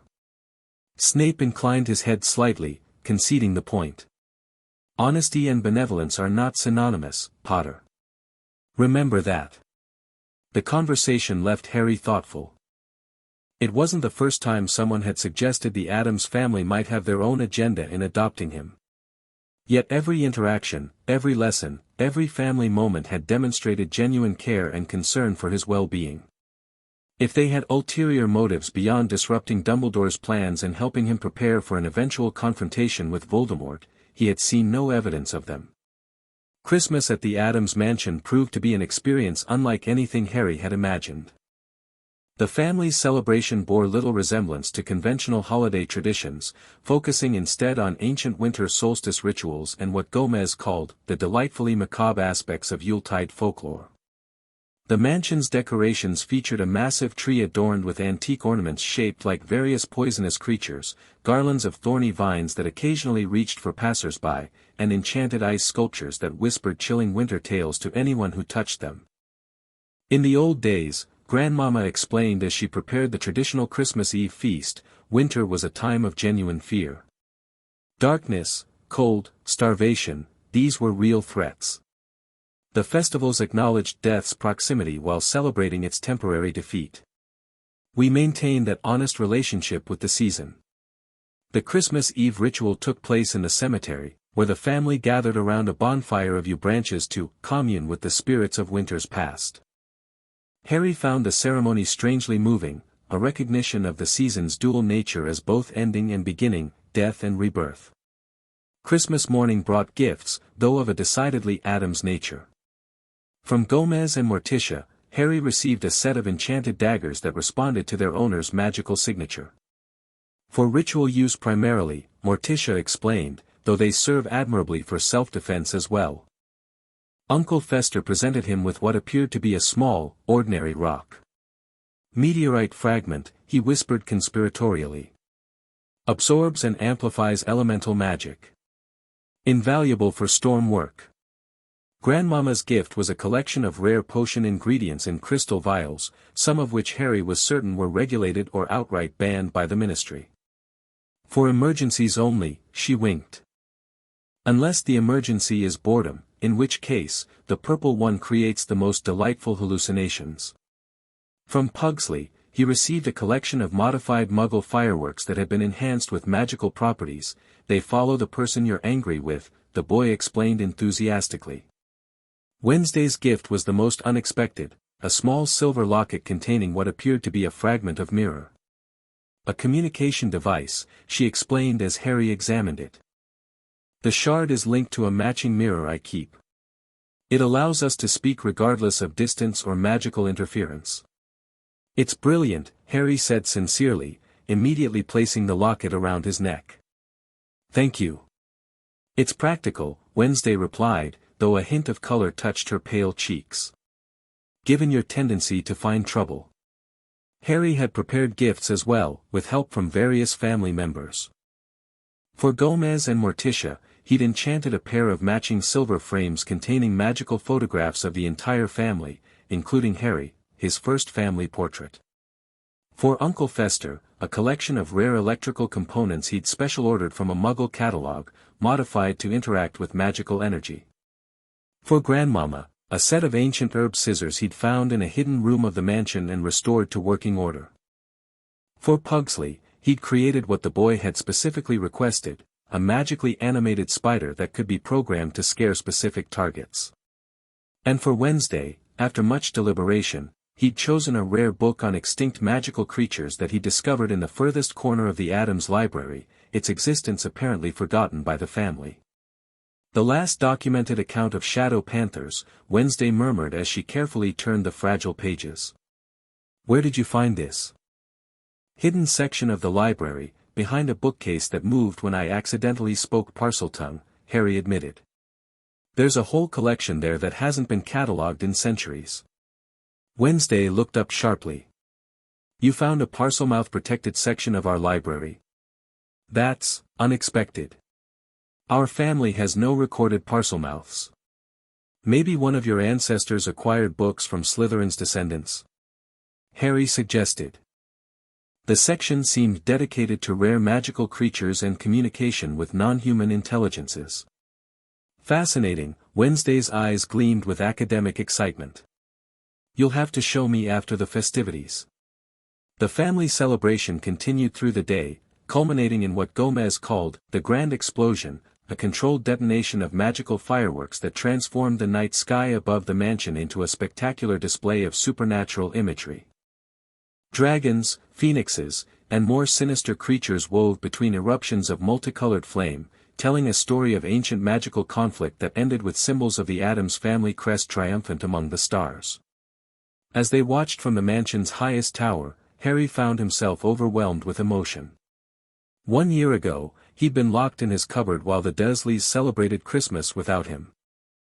Now he stood among people who had accepted him completely, who were teaching him to embrace his power rather than fear it, who treated him as family rather than burden.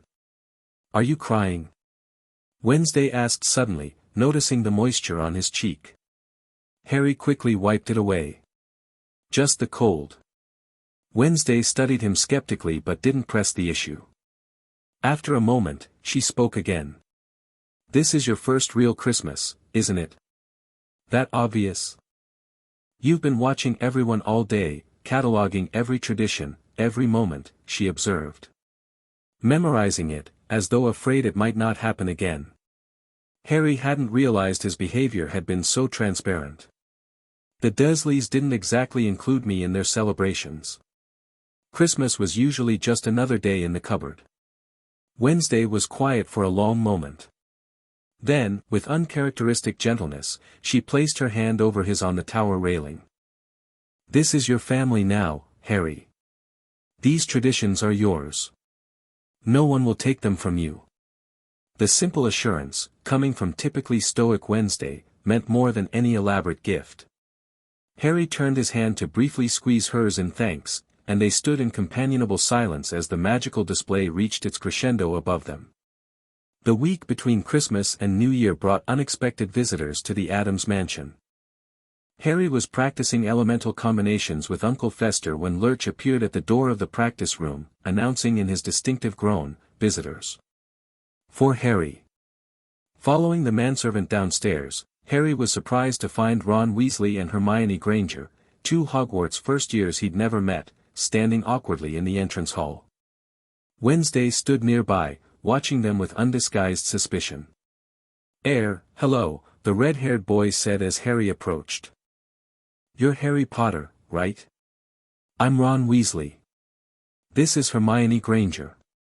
We wanted to meet you. How did you find this place?" Harry asked, curious rather than alarmed. The Addams mansion was protected by numerous enchantments that made it difficult for uninvited guests to locate. "Professor Dumbledore gave us the address," the bushy-haired girl explained. "He thought it might be good for you to meet some Hogwarts students your age.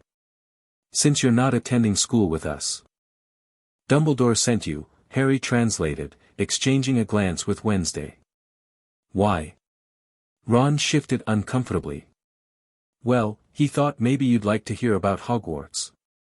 You know, what you're missing and all that." "A recruitment effort," Wednesday stated flatly. "No. Well, sort of, I guess," Hermione admitted. "But we were genuinely curious too. Everyone talks about you at school. The boy who lived, refusing Hogwarts. It's caused quite a stir. Despite his suspicion of Dumbledore's motives, Harry found himself intrigued by the opportunity to hear about the path he hadn't taken. Why don't we talk in the conservatory? It's relatively normal compared to the rest of the house. As they walked through the mansion, Harry enjoyed the visitors' reactions to the Addams aesthetic. Ron's eyes widened at the animated armor that saluted as they passed, while Hermione seemed torn between academic fascination and instinctive unease at the more macabre decorations. "Blimey," Ron whispered as they passed a grandfather clock that announced the time with agonized screams. "And I thought our house was weird." The conservatory, with its profusion of exotic plants, many of which moved or made noise, provided a relatively comfortable setting for conversation. As they settled into wrought iron chairs, Hermione immediately launched into questions. "Is it true you can do wandless magic? The rumors at school say you're learning ancient forms of magic that Hogwarts doesn't teach. And something about elemental control." Harry glanced at Wednesday, who gave a nearly imperceptible nod. "Some of that's true. The Addams family practices magic differently than what's taught at Hogwarts. More focus on intent and natural ability, less on structured spells and wand movements." To demonstrate, Harry extended his hand toward a nearby flower pot and levitated it smoothly into the air, rotating it slowly before setting it down again. "That's amazing!" Hermione exclaimed. "We've been learning Wingardium Leviosa, but it requires precise wand movements and pronunciation. Most first years can barely lift a feather with a wand," Ron added, clearly impressed. "And you're doing it wandlessly." "Harry has natural talent," Wednesday stated. "Combined with proper instruction." "Are you a student too?" Hermione asked her. "I'm Harry's training partner," Wednesday replied. "And an Addams. We don't attend conventional magical schools." The conversation continued, with Ron and Hermione sharing stories about Hogwarts, the sorting hat ceremony Harry had missed, the moving staircases and talking portraits, the inter-house competitions and Quidditch matches. Despite himself, Harry found their descriptions intriguing. "So what happened with the troll on Halloween?" he asked, remembering Snape's mention of the incident. Ron and Hermione exchanged glances. "How did you know about that?" Hermione asked. "I have sources," Harry said vaguely. "Was anyone hurt?" "Almost," Ron admitted. "Hermione was in the bathroom when it got in. I went looking for her, and we ended up trapped with it. Luckily, I managed to knock it out with its own club, levitation charm, actually. First time I got it right." "Ron saved my life," Hermione added with a grateful glance at the redhead. "We've been friends since then." "What about Professor Quirrell?" Harry pressed. "I heard he might have been involved somehow." Another exchange of glances between the Hogwarts students. "No one knows for sure," Hermione said carefully. "But Professor Snape seems to suspect him. Quirrell's been acting strangely all year, more nervous than usual, disappearing at odd times.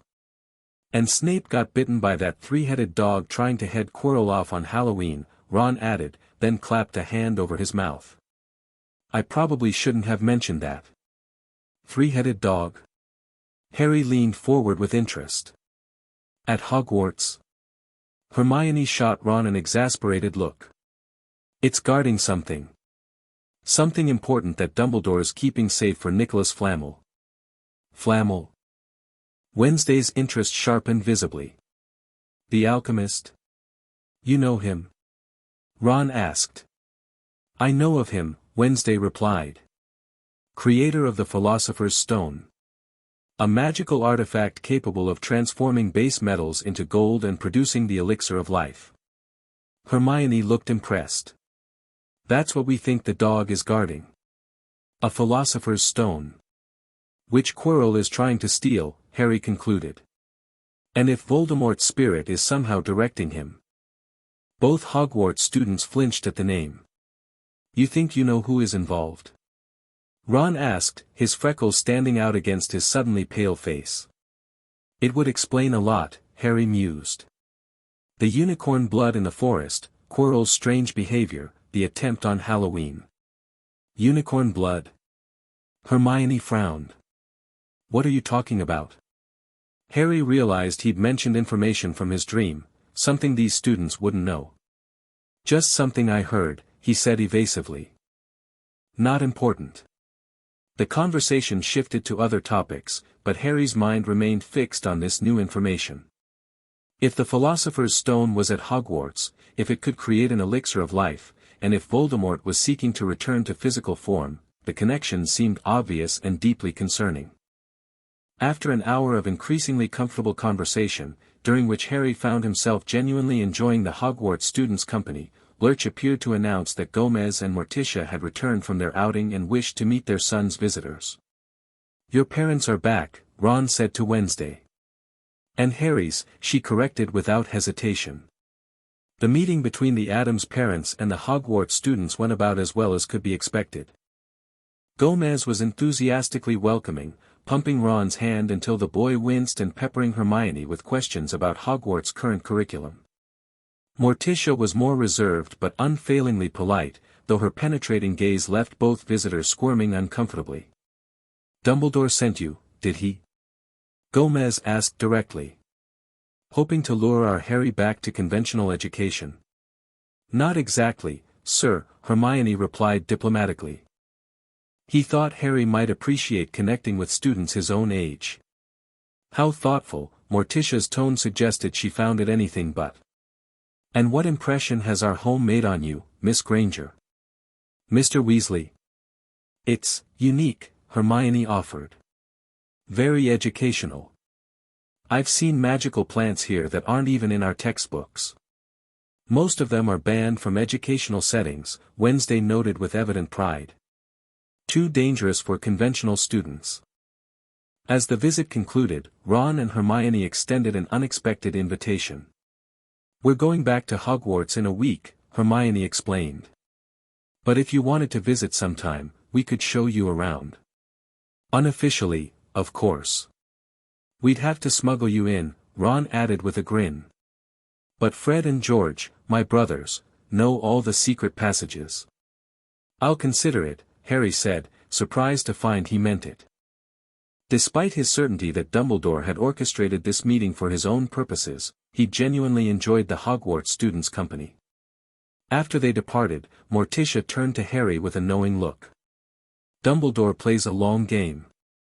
These children are just his opening move. I know, Harry acknowledged. But I liked them anyway. And they provided useful information. The Philosopher's Stone, Wednesday nodded. A powerful lure for anyone seeking immortality or unlimited wealth. Including Voldemort, Harry concluded. If he's trying to regain physical form. The plot thickens, Gomez rubbed his hands together gleefully. Intrigue at Hogwarts. Dark wizards after immortality artifacts.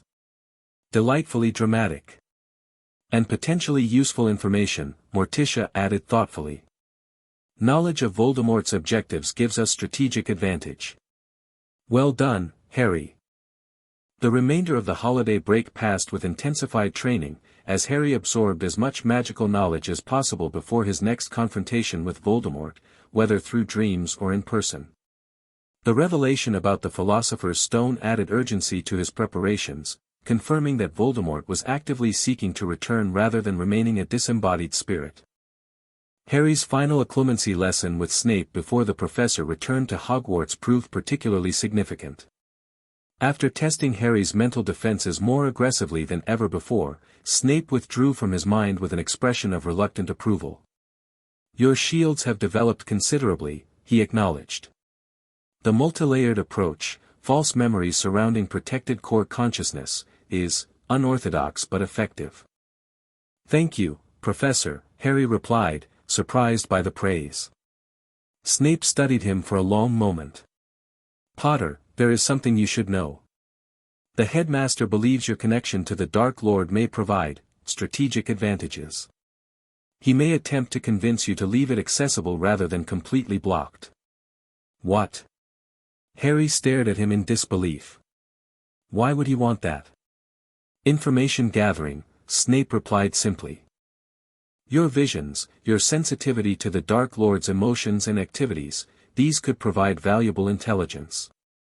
At the cost of my mental autonomy, Harry said bitterly. Of course Dumbledore would consider that an acceptable trade. Snape's expression remained neutral, but something like approval flickered in his dark eyes. I am telling you this against the headmaster's wishes. My position is that your mental integrity takes precedence over potential intelligence advantages. Why are you warning me? Harry asked, genuinely confused. I thought you were Dumbledore's man. I serve my own conscience, Potter, Snape replied coldly. Remember that. Now, our time is concluded. Continue your practice, particularly before sleep. As January arrived and Hogwarts resumed its spring term, Harry settled into a new routine with the Addams family. His magical education continued to advance rapidly, now focused on combat techniques and defensive magic in anticipation of an eventual confrontation with Voldemort. His dreams of the Dark Corridor and mysterious door returned intermittently, though his improved occlumency skills allowed him to recognize and often terminate these dream connections before they developed fully. When they did progress, Harry found himself getting closer to the door each time, occasionally even touching the handle before forcing himself to withdraw. Winter gave way to early spring, bringing with it a new development in Harry's relationship with Wednesday. Their training sessions had grown increasingly intense, with Wednesday pushing Harry to his limits and beyond. Her legilimency attempts became more creative and unpredictable, forcing him to adapt his mental defenses constantly. During one particularly challenging session in late March, Wednesday managed to breach Harry's outer mental barriers completely, penetrating further into his mind than anyone had managed in months. The sensation was disorienting, her presence in his thoughts more intimate than any previous mental contact. Instinctively, Harry counterattacked, reversing the mental connection in a technique Snape had mentioned but never taught him. Suddenly, he found himself within Wednesday's mind, a landscape of beautiful darkness, orderly chaos, and deep, complex emotion beneath a surface of perfect control. They broke the connection simultaneously, both gasping at the unexpected mental intimacy. How did you do that? Wednesday demanded, her typically pale face flushed. I don't know, Harry admitted. It just happened. I'm sorry, I didn't mean to, it's called legilimency reversal, she interrupted. An advanced technique few adult wizards can perform. You shouldn't be capable of it yet. I seem to be doing a lot of things I shouldn't be capable of lately, Harry pointed out. Wednesday studied him intently. What did you see? In my mind. Harry hesitated. Complexity. Depth. Things you don't show anyone. I didn't look at specific thoughts, I wouldn't do that without permission. No one has ever reversed my legilimency before, she said quietly. Not even Mother. Something had shifted between them, a new awareness that neither could fully articulate. Wednesday abruptly stood, smoothing her black dress with unusual self-consciousness. We should continue tomorrow, she said. After you've had time to process the reversal technique. You might be able to replicate it intentionally now. Before Harry could respond, she left the practice room, leaving him with the lingering sensation of their mental connection and the realization that he'd glimpsed something few if any had ever seen, the true complexity of Wednesday Addams' inner world. That evening, during dinner, Uncle Fester announced that Harry was ready for his elemental trial, a traditional Addams family test of magical maturity. The boys mastered individual elements, Fester declared proudly. Fire, air, water, earth, he can manipulate them all with increasing precision. Time to see if he can handle the convergence. The convergence? Harry looked between the family members nervously. What exactly does that involve? The ultimate elemental challenge, Gomez explained enthusiastically. Controlling all four elements simultaneously while maintaining perfect balance. Traditionally performed during a thunderstorm at the stone circle on the far edge of our property. And we're in luck. Grandmama cackled, pointing to the window where storm clouds were gathering rapidly. Perfect convergence conditions tomorrow night. The equinox storm. Is it dangerous? Harry asked, though he already knew the answer. Extremely, Wednesday confirmed. The last Addams to attempt it before mastering all elements individually spent 3 weeks speaking exclusively in rhyming couplets afterward. His hair never grew back. Despite the warning, Harry felt a surge of excitement. The elemental magic Uncle Fester had been teaching him resonated with something deep in his magical core, a natural affinity for the primal forces that existed before structured spellwork. The opportunity to test his abilities against all 4 elements simultaneously was both terrifying and exhilarating. I want to try, he decided. Splendid. Gomez clapped his hands together. A true Addams response. Face the dangerous unknown with enthusiasm. We'll need to prepare you properly, Morticia added. The convergence requires not just magical skill but proper ritual preparation. Wednesday, would you assist Harry with the preliminary meditations? Wednesday nodded, her dark eyes meeting Harry's briefly before looking away. Of course. We'll begin tonight. The preparation for Harry's elemental trial consumed the next 24 hours. Under Wednesday's guidance, he underwent a series of meditative rituals designed to align his magical core with the elemental forces he would soon attempt to control simultaneously. The key is balance, she explained as they sat cross-legged in the center of a circular room decorated with elemental symbols. Each element has its opposite, fire and water, earth and air. Controlling one is challenging. Controlling opposites simultaneously requires perfect equilibrium within your own magic. Harry closed his eyes, focusing on the visualization Wednesday had taught him, his magical core as a sphere of pure energy, divided into 4 equal segments, each resonating with a different elemental frequency. I can feel them fighting each other, he murmured. Fire wants to consume, water to extinguish. Earth seeks stability, air constant change. Exactly, Wednesday's voice remained calm, grounding him. You must become the point of balance between these opposing forces. Not suppressing their nature, but harmonizing it. The meditation continued through the night, with Harry occasionally opening his eyes to find Wednesday still sitting opposite him, her own eyes closed, her presence a constant anchor as he navigated the increasingly complex interactions between elemental forces within his magical core. By morning, he had achieved a tentative balance, not perfect, but stable enough to proceed to the next phase of preparation. This involved ritualistic cleansing with specially prepared potions representing each element, followed by the application of symbolic markings on his skin using ink infused with elemental essences. Traditional preparation for elemental trials, Grandmama explained as she mixed the final ink, a shimmering black substance containing pulverized stone, distilled lightning, underwater flame, and solidified air. The symbols help channel and direct elemental energy through specific magical pathways in your body. The storm arrived as evening approached, dark clouds swirling above the Addams estate with supernatural intensity.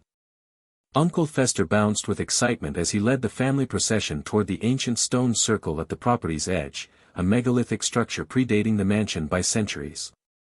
Perfect conditions, he shouted over the rising wind. Elemental energies at their peak. The convergence will be magnificent. The stone circle consisted of 12 weathered monoliths arranged around a central altar stone. As Harry approached, he felt the latent magical energy of the site, old power, patient and primal, awakening in response to the gathering storm. The trial is simple in concept, complex in execution, Gomez explained, suddenly serious. Stand upon the central stone. Draw the elements to you, fire from lightning, water from rain, earth from stone, air from storm. Create perfect balance between them, manifesting all 4 simultaneously without allowing any to dominate. If successful, Morticia continued, you'll experience true elemental convergence, a state where boundaries between the elements dissolve, revealing the unified magic underlying all elemental forces. And if unsuccessful? Harry asked. Various outcomes, Uncle Fester grinned manically. Elemental backlash, temporary magical exhaustion, spontaneous transfiguration into elemental form. Usually temporary. Usually, Wednesday echoed dryly. Lightning cracked overhead as Harry stepped onto the central altar stone. The family formed a circle around the perimeter, each taking position behind one of the standing stones. Grandmama began a low chant in a language Harry didn't recognize, the words seeming to resonate with the storm itself. Harry closed his eyes, centering himself as Wednesday had taught him. He extended his magical senses outward, feeling the elements surging around him, fire in the lightning, water in the gathering rain, earth in the stone beneath his feet, air in the howling wind. One by one, he called to them, using techniques Uncle Fester had drilled into him over months of practice.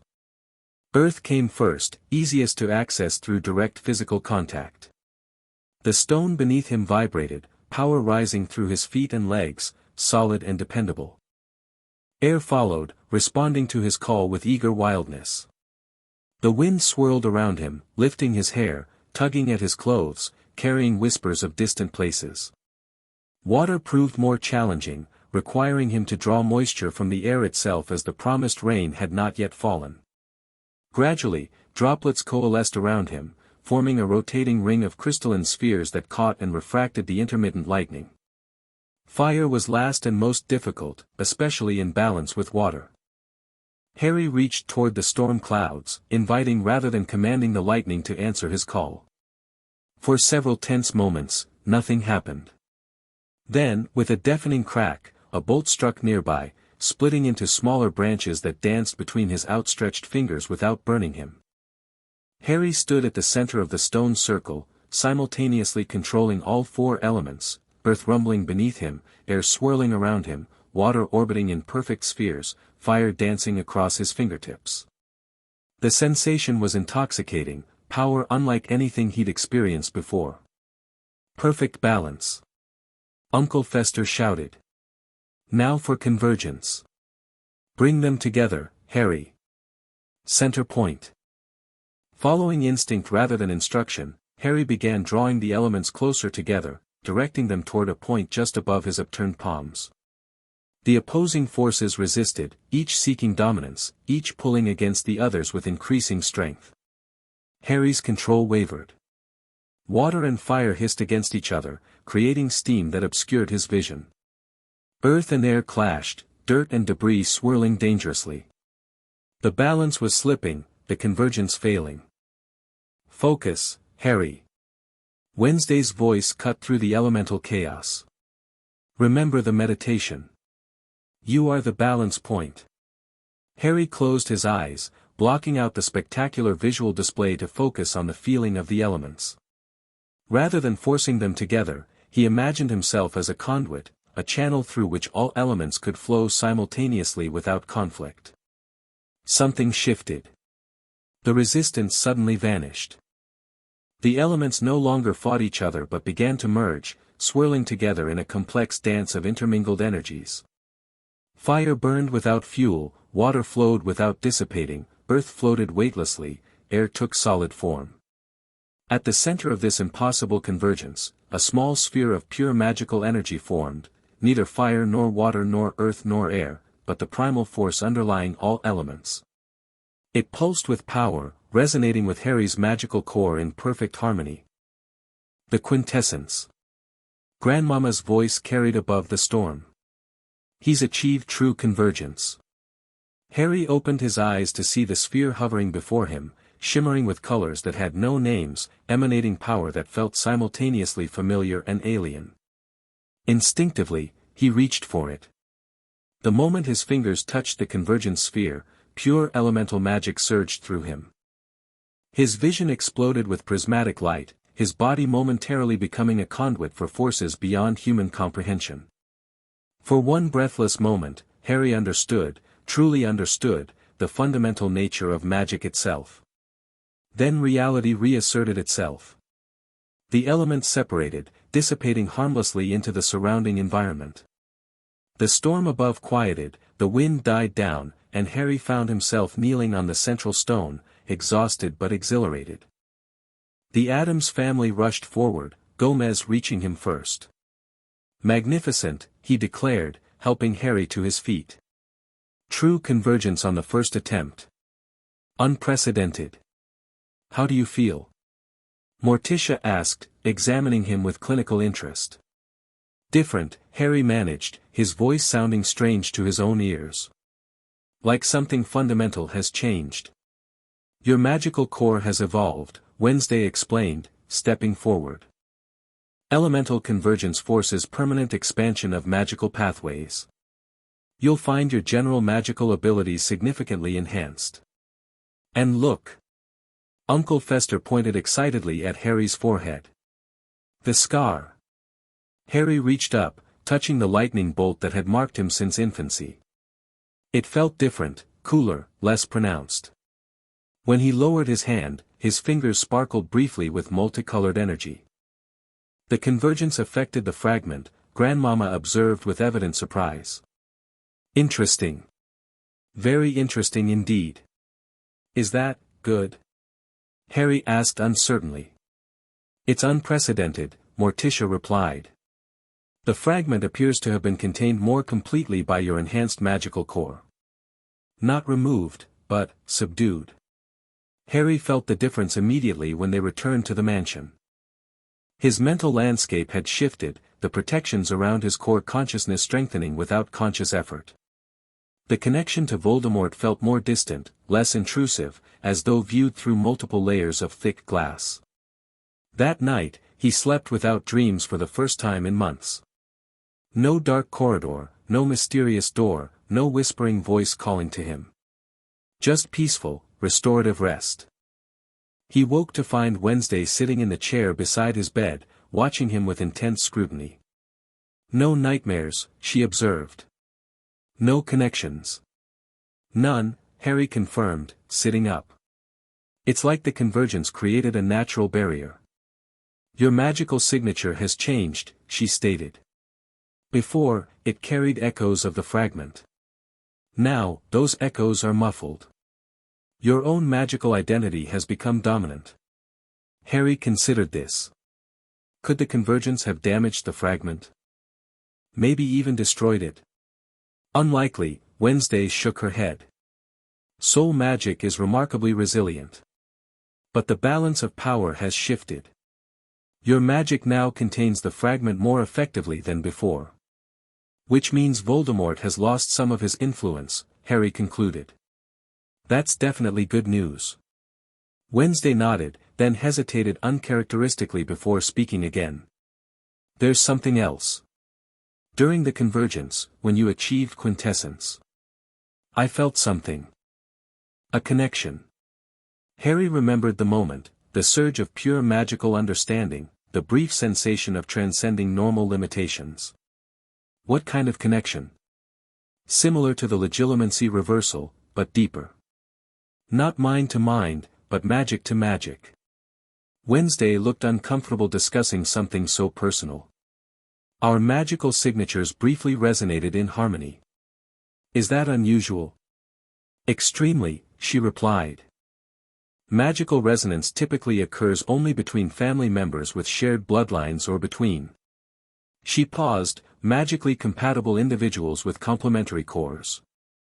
The implication hung in the air between them. Harry wasn't sure how to respond, and Wednesday seemed equally uncertain how to proceed. What does it mean? He finally asked. I don't know, she admitted, the rare acknowledgement of uncertainty revealing how seriously she took the phenomenon. But I suspect we'll find out eventually. As March turned to April, Harry's enhanced magical abilities became increasingly evident. Spells that had required concentration now came effortlessly. His wandless magic grew more precise, allowing for complex manipulations that would challenge most adult wizards. His elemental control, already impressive before the convergence, now extended to subtle environmental adjustments, changing air temperature, influencing plant growth, sensing distant water sources. The Addams family watched his development with pride and academic interest, particularly his continued ability to suppress the soul fragment through his strengthened magical core. Grandmama theorized that the elemental convergence had fundamentally altered how Harry's magic interacted with the foreign element in his scar. The elements rejected it, she explained one evening as she examined the faded scar with a magical loupe. Recognized it as not you, as something separate that didn't belong in the convergence. Your magic created barriers around it automatically. Could this affect Voldemort's ability to return to physical form? Harry asked. Difficult to say, Grandmama hedged. Soul magic operates on principles even the Addams library doesn't fully document. But I suspect he'll find the connection less useful than before. This theory was tested in mid-April when Harry experienced his first post-convergence dream contact with Voldemort. Unlike previous dreams, where he found himself pulled unwillingly into the dark corridor or forest clearing, this encounter felt more distant, as though Harry observed from behind protective glass. The dream showed Quirrell, now confirmed as Voldemort's agent, confronting a centaur in the Forbidden Forest, demanding information about the Philosopher's Stone's protections. When the centaur refused, Quirrell's face contorted in rage that wasn't his own, and a second voice emerged from the back of his head. The boy's connection has changed, Voldemort's disembodied voice hissed. He watches, but I cannot reach him as before. His magic has transformed. Harry woke from this dream not with the usual searing pain in his scar but with a sense of calm detachment. He could observe Voldemort's actions without being drawn in, without experiencing the emotional bleeding that had previously accompanied such visions. When he shared this development with the Addams family over breakfast, Morticia looked particularly pleased. Your magical independence is asserting itself, she observed. The connection remains, but the power dynamic has shifted in your favor. You're no longer a passive receiver, Wednesday added. You've become an active observer. A significant tactical advantage. The family spent the following weeks helping Harry develop this new aspect of his connection, learning to initiate observation consciously rather than being pulled in randomly, strengthening his ability to withdraw at will, and maintaining emotional separation while gathering useful intelligence. By early May, Harry had compiled substantial information about Voldemort's plans. Quirrell was indeed seeking the Philosopher's Stone, presumably to create a new body for his master. The stone was protected by a series of obstacles created by Hogwarts professors, which Quirrell was methodically researching and preparing to overcome. They're waiting for Dumbledore to leave the school, Harry explained after a particularly informative dream observation. There's some International Confederation of Wizards meeting in London next week. Quirrell plans to make his move then. Should we warn Dumbledore? Gomez asked, surprisingly serious. Harry considered the question carefully. I think we should. Whatever my issues with him, preventing Voldemort from returning to power is more important. Wednesday frowned. Dumbledore will ask how you obtained this information. He'll realize your connection has changed. That's a risk we'll have to take, Harry decided. I don't trust Dumbledore's methods or motives, but I do believe he opposes Voldemort's return. The message was sent, a carefully worded letter explaining that Harry had reason to believe Voldemort would attempt to steal the Philosopher's Stone during Dumbledore's upcoming absence.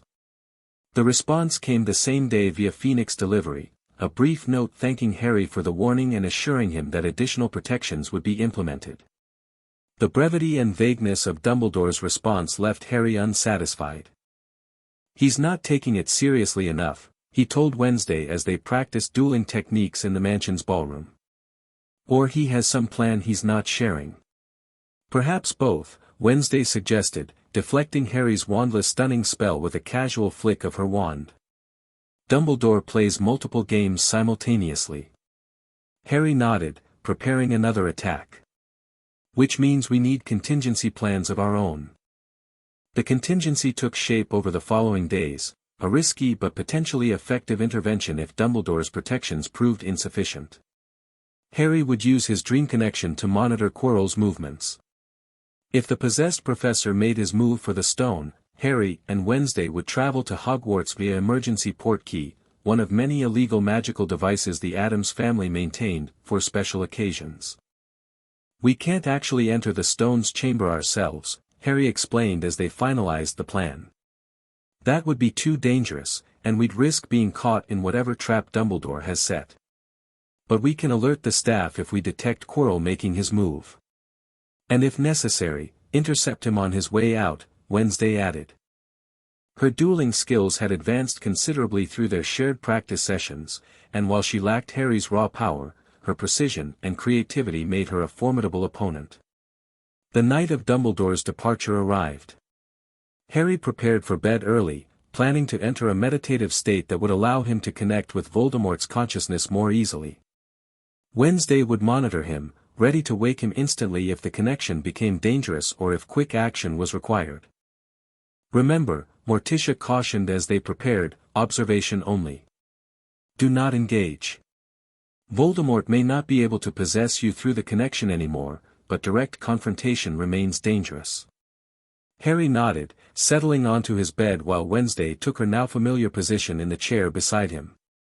Just reconnaissance, he promised. If Quirrell makes his move, we alert you, then implement the contingency plan. Closing his eyes, Harry relaxed into the meditative state he'd perfected over recent weeks. Rather than constructing mental barriers, he created a one-way observation portal, allowing him to see without being seen, to listen without being heard. The connection formed more easily than expected. Harry found his consciousness drifting through darkness until it located Quirrell, moving stealthily through the third-floor corridor at Hogwarts. The professor looked nervous but determined, his normally stuttering demeanor replaced by focused intensity. "Master," Quirrell whispered, "the way is clear. Dumbledore has left the castle as predicted." "Proceed," came the cold voice from beneath Quirrell's purple turban. "The stone will be ours tonight." Harry observed as Quirrell approached a door guarded by a massive three-headed dog. With a flick of his wand, the professor conjured a harp that began playing softly. The monstrous canine's eyes drooped almost immediately, all three heads nodding off to sleep. "The first guardian falls easily," Voldemort's voice commented. "Hagrid's beast is predictable. The real challenges lie ahead." Harry watched as Quirrell navigated a series of increasingly dangerous obstacles, deadly plants, flying keys, a life-sized wizard's chess set that required strategic brilliance to defeat. Each challenge seemed designed to test different magical skills, presumably representing the specialties of different Hogwarts professors. Throughout the journey, Harry maintained his one-way connection, gathering intelligence without alerting Voldemort to his presence. When Quirrell reached a chamber containing a table with potions bottles and a logic puzzle, Harry recognized the moment to act. He broke the connection, returning to full consciousness in his bedroom. Wednesday was watching him intently, her dark eyes reflecting the candlelight. "He's going for the stone," Harry confirmed, sitting up quickly. "Already past most of the obstacles. We need to move now." Wednesday nodded, already retrieving the emergency port key, a small obsidian dagger that Gomez had assured them would bypass Hogwarts' anti-port key wards through certain family enchantments the Ministry hasn't quite figured out how to block. Harry quickly explained the situation to Gomez and Morticia, who had been waiting in the adjacent room. "We'll follow the plan," he assured them. "Alert McGonagall, then observe from a safe distance. No direct confrontation unless absolutely necessary. Unless the stone is about to fall into Voldemort's hands," Wednesday amended. "In which case, we intervene." Morticia looked concerned but nodded. "Be careful, both of you. Your training has advanced remarkably, but Voldemort remains one of the most dangerous wizards in history, even in his weakened state." "We'll be careful," Harry promised. "And we'll signal if we need backup." He patted the communication mirror Wednesday had given him for Christmas. With final preparations complete, Harry and Wednesday activated the port key. The familiar but unpleasant sensation of being hooked behind the navel and hurled through space enveloped them. Moments later, they materialized in an empty classroom on Hogwarts' third floor, impressively close to their intended destination, given the castle's notorious anti-transportation wards. "The Addams family port keys are remarkably precise," Wednesday noted, oriented immediately despite never having visited Hogwarts before. "This way to the third-floor corridor." They moved silently through the deserted hallways, Harry leading based on the layout he'd observed through Quirrell's eyes. The castle was quiet, most students likely in their dormitories for the night. When they reached the corridor leading to the three-headed dog's chamber, Harry held up a hand, signaling Wednesday to stop. "The harp's still playing," he whispered. "Quirrell hasn't come back out yet. We should alert McGonagall first, then position ourselves to monitor the exit." Finding Professor McGonagall's office proved challenging in the unfamiliar castle, but Harry's connection-based knowledge guided them accurately. Unfortunately, the office was empty, its owner nowhere to be found. "She's probably doing evening rounds," Harry guessed. "Let's try Snape instead. He knows about Voldemort's interest in the stone." The potions master's office was similarly deserted. Growing increasingly concerned, they tried several other staff offices with the same result. "This isn't coincidence," Wednesday stated flatly. "The key staff members are absent precisely when Quirrell makes his move." A diversion, Harry realized. Something to draw them away from the third floor while Quirrell goes after the stone. With no staff members available to alert, their contingency plan shifted to its secondary phase, direct intervention if necessary to prevent Voldemort from acquiring the Philosopher's Stone. They returned to the third-floor corridor, approaching the door to the three-headed dog's chamber cautiously. The enchanted harp was still playing, though its melody had slowed, suggesting the spell might soon fade. If Quirrell hasn't returned yet, he's still working his way toward the stone, Harry reasoned. "We should follow him." Wednesday nodded grimly. "Against my better judgment, I agree. The risk of Voldemort obtaining immortality outweighs the danger of confrontation." They slipped through the door, finding the enormous three-headed dog indeed sleeping soundly, though one ear had begun to twitch as the harp's music faltered. Moving quickly, they located the trapdoor beneath one of its massive paws and peered into the darkness below. "Devil's Snare," Wednesday identified immediately, seeing the plant tendrils visible in the dim light. "Relaxation is key. Tension makes it constrict tighter." They jumped together, landing in the plant's clutches but immediately going limp as Wednesday had advised. The deadly plant, sensing no resistance, gradually lowered them through to the chamber below. From there, they moved through the challenges Quirrell had already defeated, a room with flying keys where the correct one had already been captured, the wizard's chess chamber where broken pieces still littered the board, a troll already unconscious on the floor, emitting a stench that made Harry's eyes water. The potion chamber proved more challenging. The black flames blocking the forward path had reignited after Quirrell's passage, and only a few drops remained in the bottle that would allow them through. "Enough for one," Wednesday observed, examining the tiny bottle. "Not both of us." Harry made an immediate decision. "I'll go. My connection with Voldemort gives me insight into his methods. You return to the entrance and keep trying to find a professor." Wednesday frowned. "That's not the plan. We stay together." "Plans change," Harry countered. "If I don't stop Quirrell, Voldemort gets the stone. If that happens, no amount of professors will matter." They argued briefly, but Harry's logic eventually prevailed. Wednesday took the bottle that would allow passage back through the purple flames, while Harry consumed the few remaining drops of the forward path potion. "Be careful," Wednesday said as flames engulfed each of them. "Remember your training. Unpredictability is your advantage. Don't duel conventionally." Harry nodded, then stepped through the black flames into the final chamber. What he found wasn't what he expected. Rather than catching Quirrell in the act of stealing the stone, Harry entered a circular room dominated by an ornate mirror. Quirrell stood before it, his back to the entrance, muttering furiously to himself. "I see it, Master.